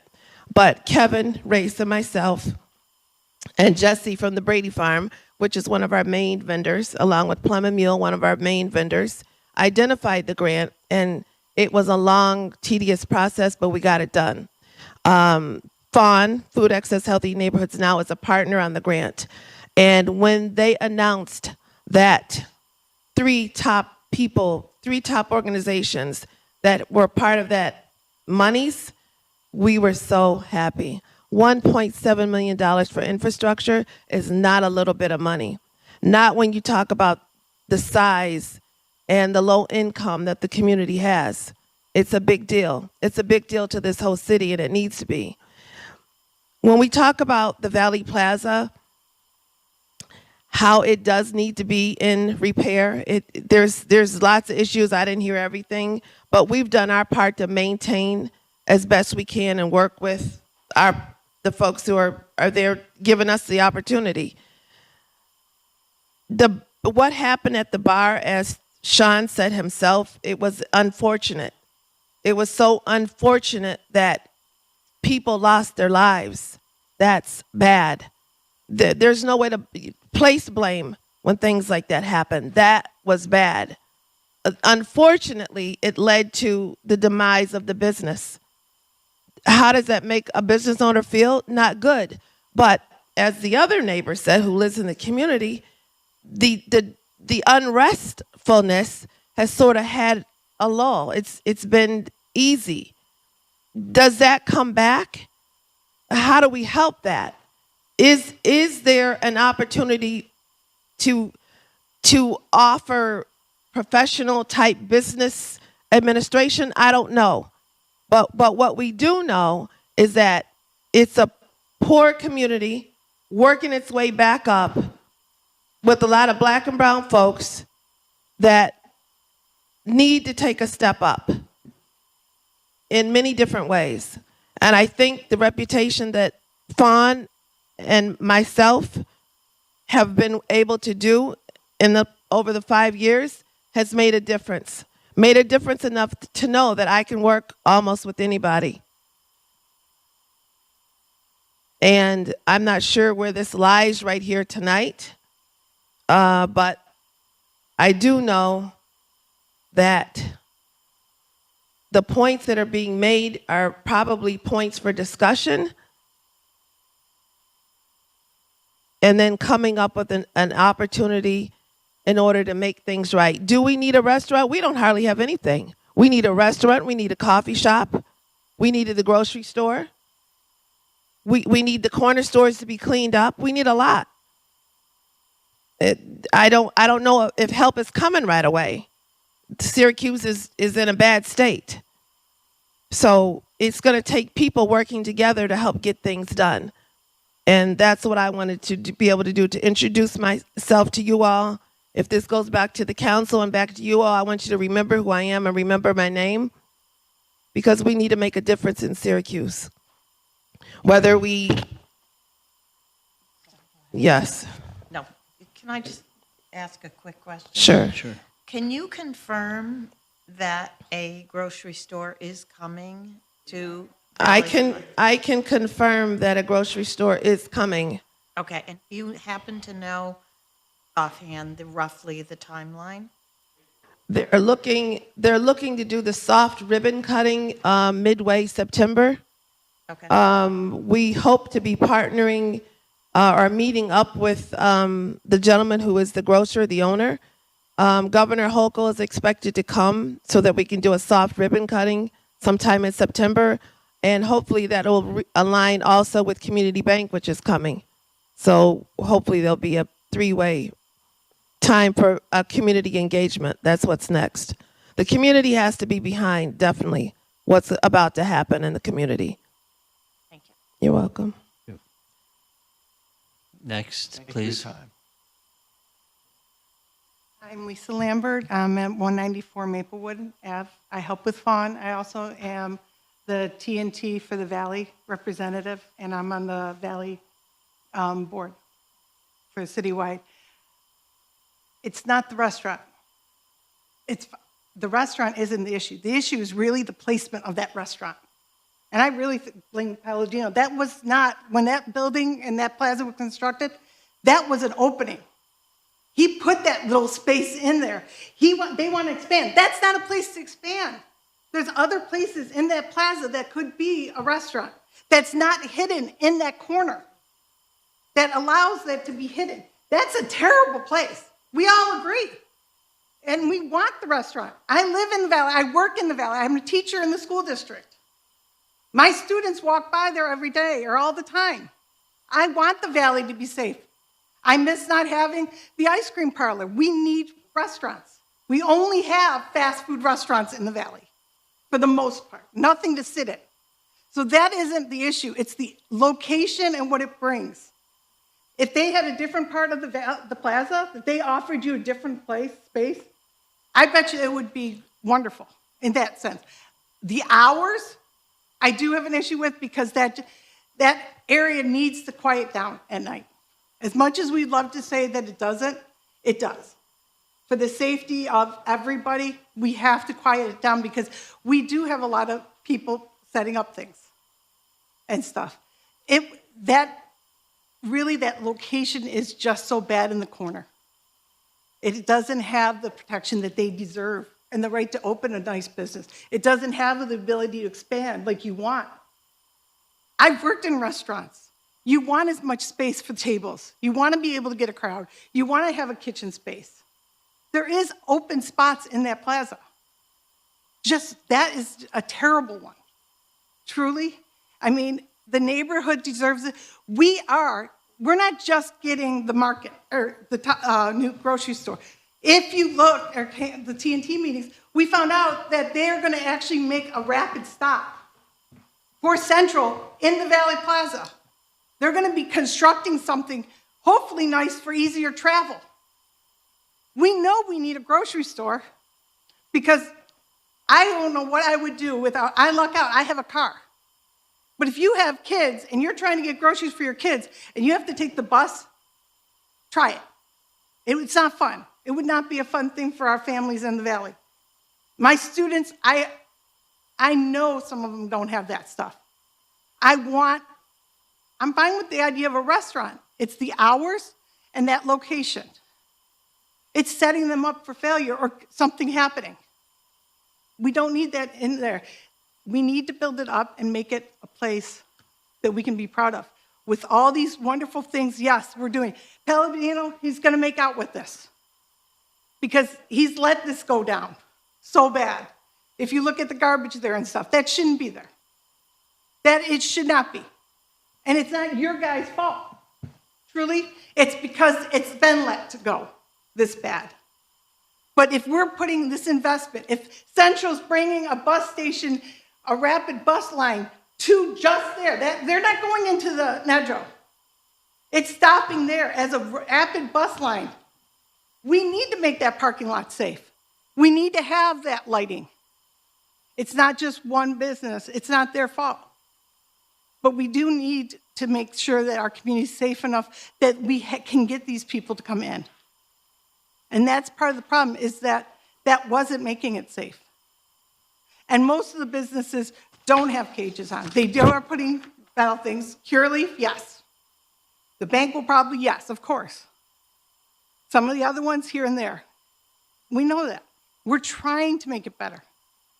But we need the help too. We need to make it safe. And truly, the operating hours is what's going to kill it, and the location. And if they could figure out a different location for them, we'd love it. Because we do need more black businesses. We need more businesses, period, in that neighborhood that people can be proud of and grow with and bring more people wanting to live in. I mean, I live on the other side of the turnpike. But no, I drive through there every day. It doesn't matter what time. The valley is the valley. It's the greenest part of the city. It's the most beautiful part of the city.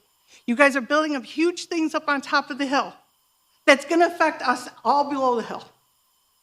The turnpike, it took forever for them to come and talk to us about the inner thing until they started building all those loops up there. Because we're always left out because we're at the end of the city. We don't want that. We want people to live here, love neighborhood, be able to walk the streets here. And I just think we get a bad name because of it. But if we do some preventative things along the way, like closing certain things down early enough, it does help with the crime. And if you ask the cops, the neighbors in the valley, they call them for everything. Other parts of the city, they watch people get robbed and say, thank God it's not my house. In the valley, we all look out for each other because that's who's going to look out for each other, is the valley people. Thank you. Other individuals who wish to speak in opposition, please come forward. Before I proceed further, I just want to touch base with staff to find out if there are any limitations on our enjoyment of these facilities this evening in terms of security. Okay. And we'll continue. Not that we're trying to prolong things, but I just want to be aware of that. So as indicated earlier, as part of our normal process, when an applicant is presenting the details of their application and they receive comments through this process in opposition, they have an opportunity to return to the podium and address comments made in opposition. So the applicant has that opportunity now if you choose to take advantage of it.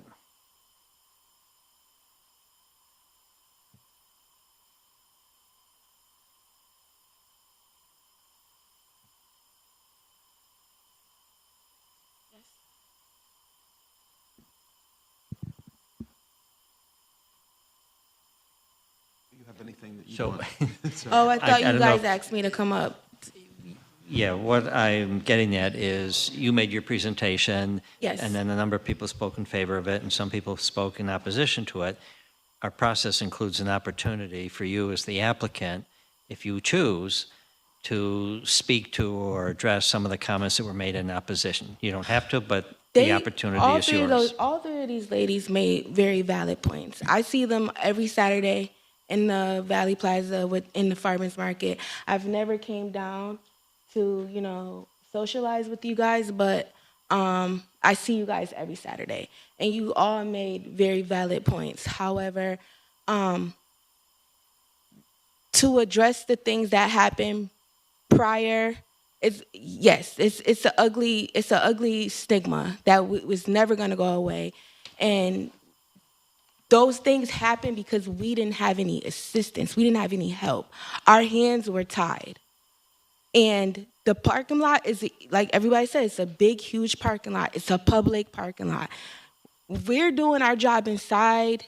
Our security is limited. And so, yes, to what they were saying, it does take a whole, everybody needs to work together. And yes, I live directly in the Valley. Like, there's a 24-hour laundromat close to you, right? Sabatino's is what, they close at 4 o'clock in the morning. And then Ballantyne Apartments, that's going on 24/7. It's ruckus. It is. I'm 41 years old. I lived in the Valley, and I own my house, and I've been living there for 15 years. So, and I've seen it go down. However, certain actions wouldn't have taken place if we just had certain security in order. We just need law and order, and we believe that a lot of things could have prevented it. I'm sick to my stomach to think about people who lost their lives. Like I said, and I said up here, I don't want to be responsible for anybody losing their lives. And that's why we do have to make changes. And, like she said, they don't have time for trial and error, but what does trial and error actually do? It actually makes better. So we're willing to work with them, and like the other lady said that our location, yes, I looked at the blueprints of the original Valley Plaza. That it used to be like a shopping mall. So where our bar is located, that was an open area where you can just walk through and enter to the back of the parking lot. But that was many moons ago, and he had other ideas. At the end of the day, I really do think that having other professional, established businesses will help mold the community. I'm in the community. I'm working in the community.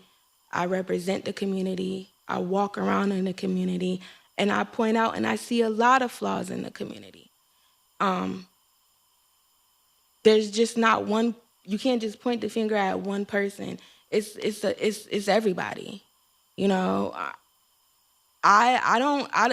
live right in it. I live right in the heart of it. I live on Hobart. So as soon as I walk out, I get to the corner and it's Elks Lounge and it's tons of cars all down Salina. Then you take 2 feet. It's a 24-hour laundromat. Parking lot's full because guess what? Everybody in the neighborhood likes to wash their clothes in between 2 a.m. and 8 a.m. Then you go across the street, it's Harlem Nights. Then people parking in Dunkin' Donuts parking lot, just chilling. There's no orderance. So it's wild. It can get wild. And that's why we, like she said, we do need a community to all come together and put some force and structure, because people really do crave structure as far as they pretend as if they don't. We just need orderance. And I believe that orderance, some cleanup, some community work, everybody on the same page, literally like being genuine, you know, and having a purpose. To address one of the ladies said that, you know, we need to be visual of our customers that come in. And yeah, when you have a business and you're dealing with alcohol previously, like we did, it was an eye opener for me. I was like, is this how people really act? But you know, it's just good. You get good and you get bad, and we literally tried our hardest, you know, and it was a lot. But I just feel like if we can just get some support, we can really make a difference. And to please everybody in the community and on the streets, in the neighborhood, please you guys, and, you know, just have good things spoken about the restaurant and try to move forward. So, yeah. Chanel, a question. Mm-hmm. You know, and let me just say, one of the things I said in the beginning is I need to see a reason to believe that things are going to be different than before. And I appreciate your sincerity, and you are addressing the situation. One of the problems we ran into last time was ambiguity about the ownership structure. And I'm still wondering about that because you're listed as the authorized agent. Yeah. But Sean is also listed at one point as one of the operators. And, okay, so, well, you are in the material that we have, based on a conversation. Okay. I came to the hearing, I did represent father was ill right now. He wouldn't be there. But my name was never on. I was the president. I still am. So I guess I'm trying to figure out what is the main issue with that here. So if I am the owner and my name is on the paperwork, but we're in a relationship for 10 years, right? And he is very smart. He knows the business.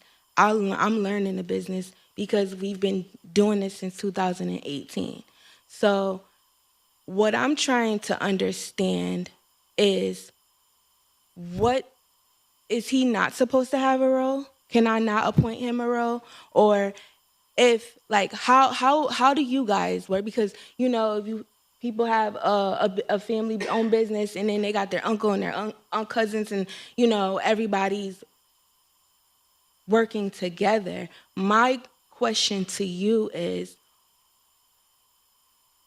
what role is he not supposed to play, or he is supposed to play? If I am I'm not questioning established his role or owner. anybody's role. It's important for us to know who the actual certified owner so- is of the operation and of all of the property. So you know that Mr. Palladino owns the parking lot, the Yes. building that you're leasing from, and you are listed as the agent or the owner of the operation or the business. Yes. And you certainly can get anybody that you want to help you, to consult with you, to give you advice, information, Okay. et cetera. I'm just trying to Okay. clarify, because Okay. this is one of the problems we ran into before. We had lots of different names that were thrown off as Right. people that are associated Okay. with the business. And so we just need to clarify that. I need to Okay, clarify so that. I know nothing about whatever you guys were going through in the past. All I know is today not today. I didn't make a decision today. But I have made a decision to step up and to represent the restaurant in a different way than it has been represented in the past. So right now, me standing here, I am the present owner. Now, we don't know, 6 months from now, I might change my mind. Next year, you never know. But right now, I am the present owner, and Sean Nelson is my significant other. Now, whatever was going on in the past, I'm not. Okay, I can't answer. I'm just trying to clarify Okay, the structure. That's all. Simple. It's just simply. Yeah. And so I do see a possible way forward. You know, we had I don't want to say a similar situation, but when the Dunkin' Donuts did a retrofit of the facility, there were lots of concerns of the neighbors about that.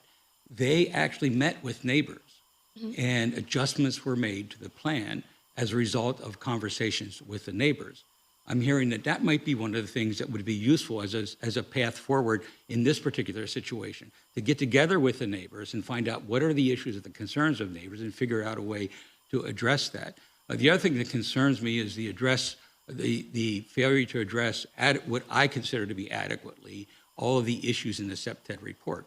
And as you seem to indicate tonight, you weren't really aware of all the stuff that was in the SEPTED report. And so that concerns me. I know the issue with the fence and all the stuff in the front of the building. I think that there are probably other solutions than what is there right now. I would like to see a better response to the SEPTED report, not just with the fencing and the windows and things, but the other things in the area. So, I mean, personally, I'm not sure what my fellow commissioners think. We'll have to debate. But I would be inclined, if I had to vote tonight, I would be inclined to deny simply because of ambiguities. But I might be in favor of putting this on hold and urging you to get together with the police again in the SEPTED, review the SEPTED report, if you as the owner really weren't aware of what was in there, to take a look at that and see if there's other things that could be made. Is the SEPTED, am I pronouncing that right? Is that the report that the recommendation that the police? Yes. Okay, so me and him read that over. I'm sorry, I didn't know the proper terminology of that. So he emailed it to me, and the other night we went over it, and I actually thought it was going to be a little bit more harsh for what they recommended, because I was really surprised that it was so. But we did discuss that, so I'm sorry I didn't know the proper jargon on that. So in any case, I mean, my feeling, I think there's some sentiment of the other commissioners that the response to that was not as adequate or as robust as it might be. So that's one issue. The other thing that's coming up for discussion tonight, which really seems to be a relevant point, is with respect to the takeout service after 10:30. Now, I'm not sure what your business plan is and what you figure your revenue is from the restaurant when it's open as a restaurant versus how much revenue you're going to get when it's a takeout after 10:30. But that might be one of the things you want to revisit as well, because that the kind of activity that would be going on there from 10:30 to 2 is exactly the kind of activity, even though you may not be responsible for what people are doing. It's exactly the kind of activity that creates the problem. Unpredictable. You're absolutely right. It's unpredictable, and we do need to take realistic approaches. So I am open to meeting with the police, and definitely I'm really open to meeting with these women and talking to them. And even if we don't agree, I just still would like to just have a conversation to just hear them out, because we share the same neighborhood and the same concerns. So moving forward, I guess I will have to start opening up more communication waves with who I need to in order to get the business established if approved.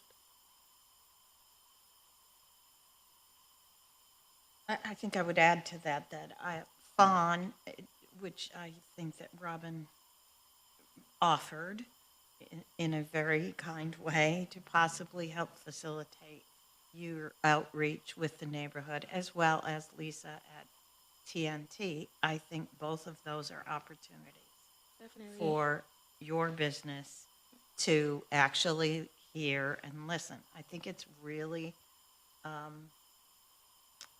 we had a similar restaurant, bar, diner situation.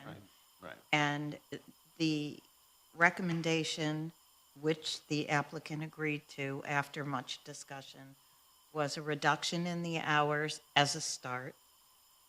Anybody is welcome to always come back to the Planning Commission or the staff and ask for more after, but it seems to work that you walk before you crawl before Absolutely. you walk.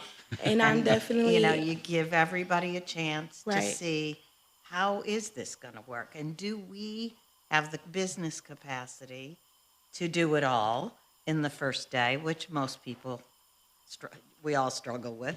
But I believe that's a critical piece to a first step.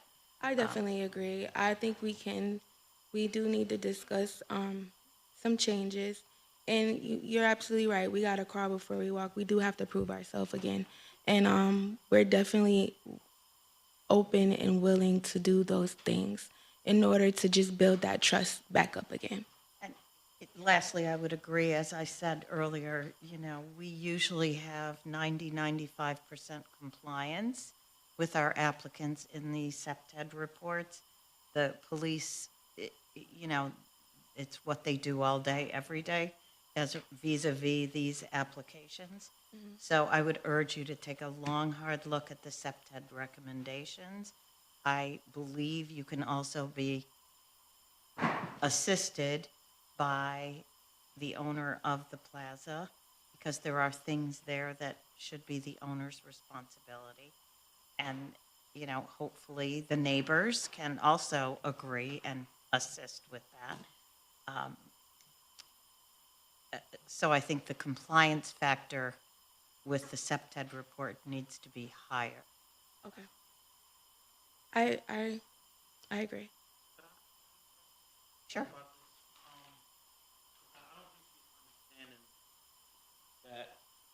Probably if you broke it down to her about each of the issues or the recommendations. So when they mentioned the lighting, Mhm. Jack, got up, they installed new lights. There are lights all the way around. If you read, they acknowledge that there are cameras. They're working cameras. So one of the recommendations was to move the trailer into a well-lit thing. The response was that the trailer is in a well-lit area, and not only does it have the plaza cameras in the back, not only does it have the plaza lights, it also has solar lights. So when movement goes back, so the trailer is in a good spot. The trailer is used in conjunction with the Taste of Brooklyn food truck. The truck in the back pulls the trailer. It has license plates on it. The other one, the license plates were stolen off. So we filed a police report. So it's not abandoned. I see they wrote that it was abandoned. The trash. Yeah, we do have I don't pay know. for Did the you guys get the trash. response? Did they? We did. Okay. Yeah. The trash, the business has been closed for a year. The dumpster's been there. I think the response is we agreed to have it dumped and lock it, because people are coming and dumping, and not just in that dumpster. They come in the back and dump anywhere, tires, wherever. So we kind of did agree to that, to have it dumped and locked. The car said we could move it. That's not an issue. The trailer is in a well-lit area. They asked for And lights in the parking lot. We normally park our food truck, our Taste of Brooklyn food truck, in the back of that parking lot as well. So, I think that what you want to do is take a look at what SEPTED recommended and Fresh what look. the response was by Taste of Brooklyn LLC. I see they had the fence up, like Jack said. I've lived in this area since I've been in Syracuse, 19 years. The fence originally went up because the homeless people were feces every day. Right. And I think you can remove the tent, but if you take the fence down, I'm thinking from a different aspect than you guys would, because I see it every day. These guys that are breaking into each one of these establishments, they are not masterminds. It's I can see it, let me break it, let me go in. Every store in that plaza has been broken into, from Hair World to City Trends to Dollar General to the marijuana dispensary to Regina's. And further, the bank might get broken into if they don't put a fence up. And what did these businesses do? Metro put a fence up, and the cannabis spot put a fence up. I think the fence is a deterrent because, there's motion sensors on the patio. Somebody that can see directly in, they look around, they jump, they break in, they go. If there's no fence, they break straight in. Right. They're not breaking in. Here's a suggestion, because we can't give you advice, but the staff is available to ask questions of. It seems we're heading in the direction of holding on to give you a chance to put another answer together than the answer we got. That seems to be the sense. And possibly, if you have something you want help answering, yeah, you talk to them, but you also say to the landlord, can we have it in writing, what you've done as far as lighting and fencing goes? Because there may be things that you're saying, you don't own the property, you're the tenant. But maybe the landlord can say, these are the steps we've taken that have changed this spot since the last time this group saw an application. I think the landlord agreed when the fence went up. And that's why I say a lot of the other businesses, they're putting fences up. It's just they don't have a foyer. So Yeah, the objection by SEPTED was not the gate.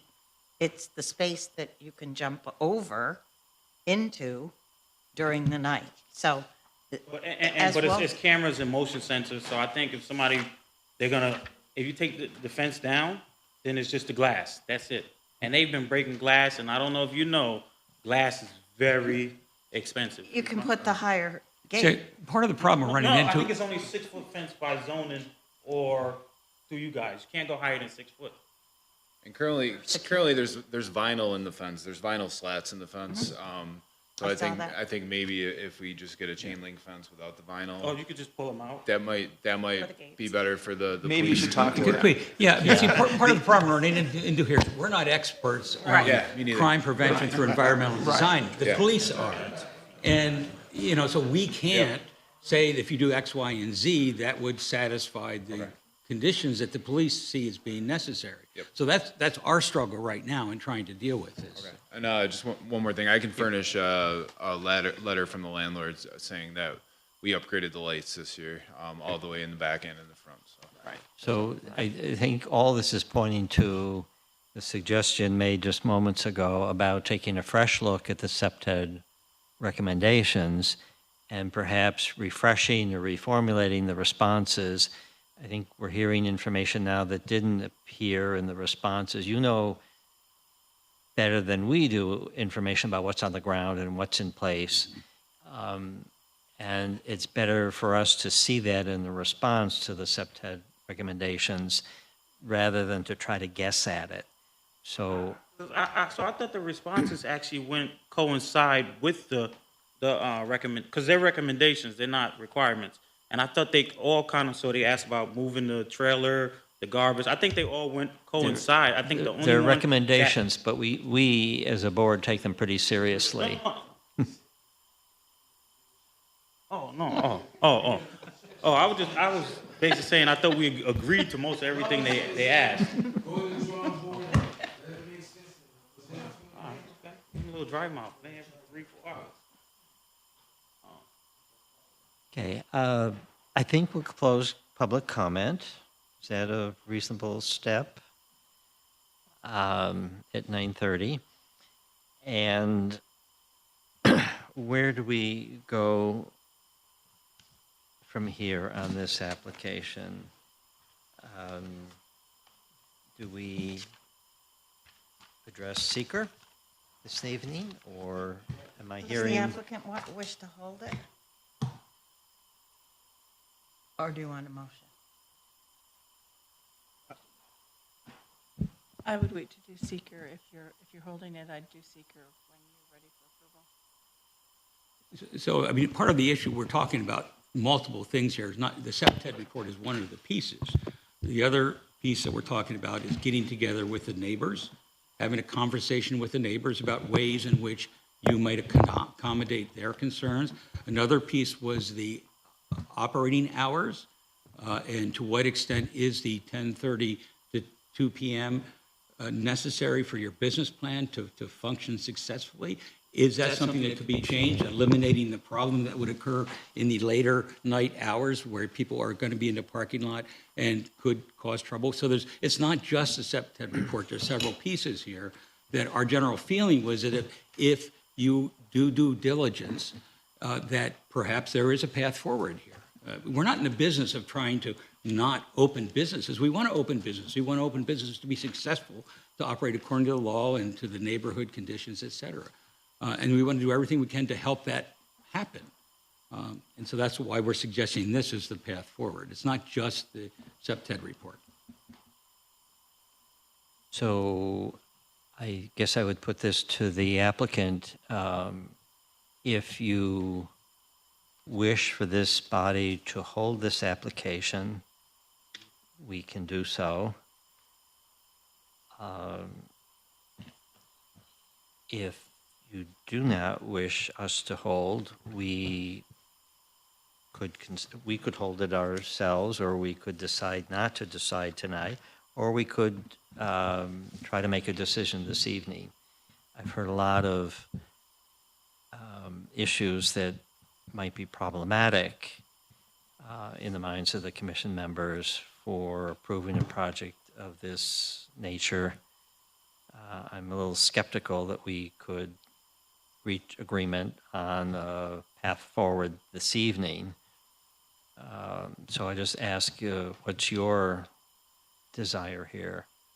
Would you want to hold it to gather some time to do the things that Commissioner Lentz just outlined?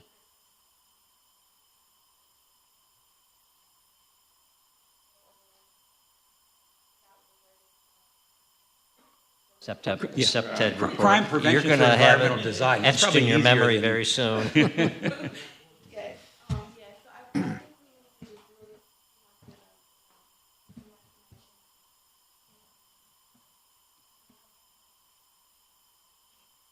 So at your request, we'll hold action on this. You'll do some more homework, and when you're feeling prepared with that homework, you'll signal to the office that you're ready to return to the agenda, and we can move from there.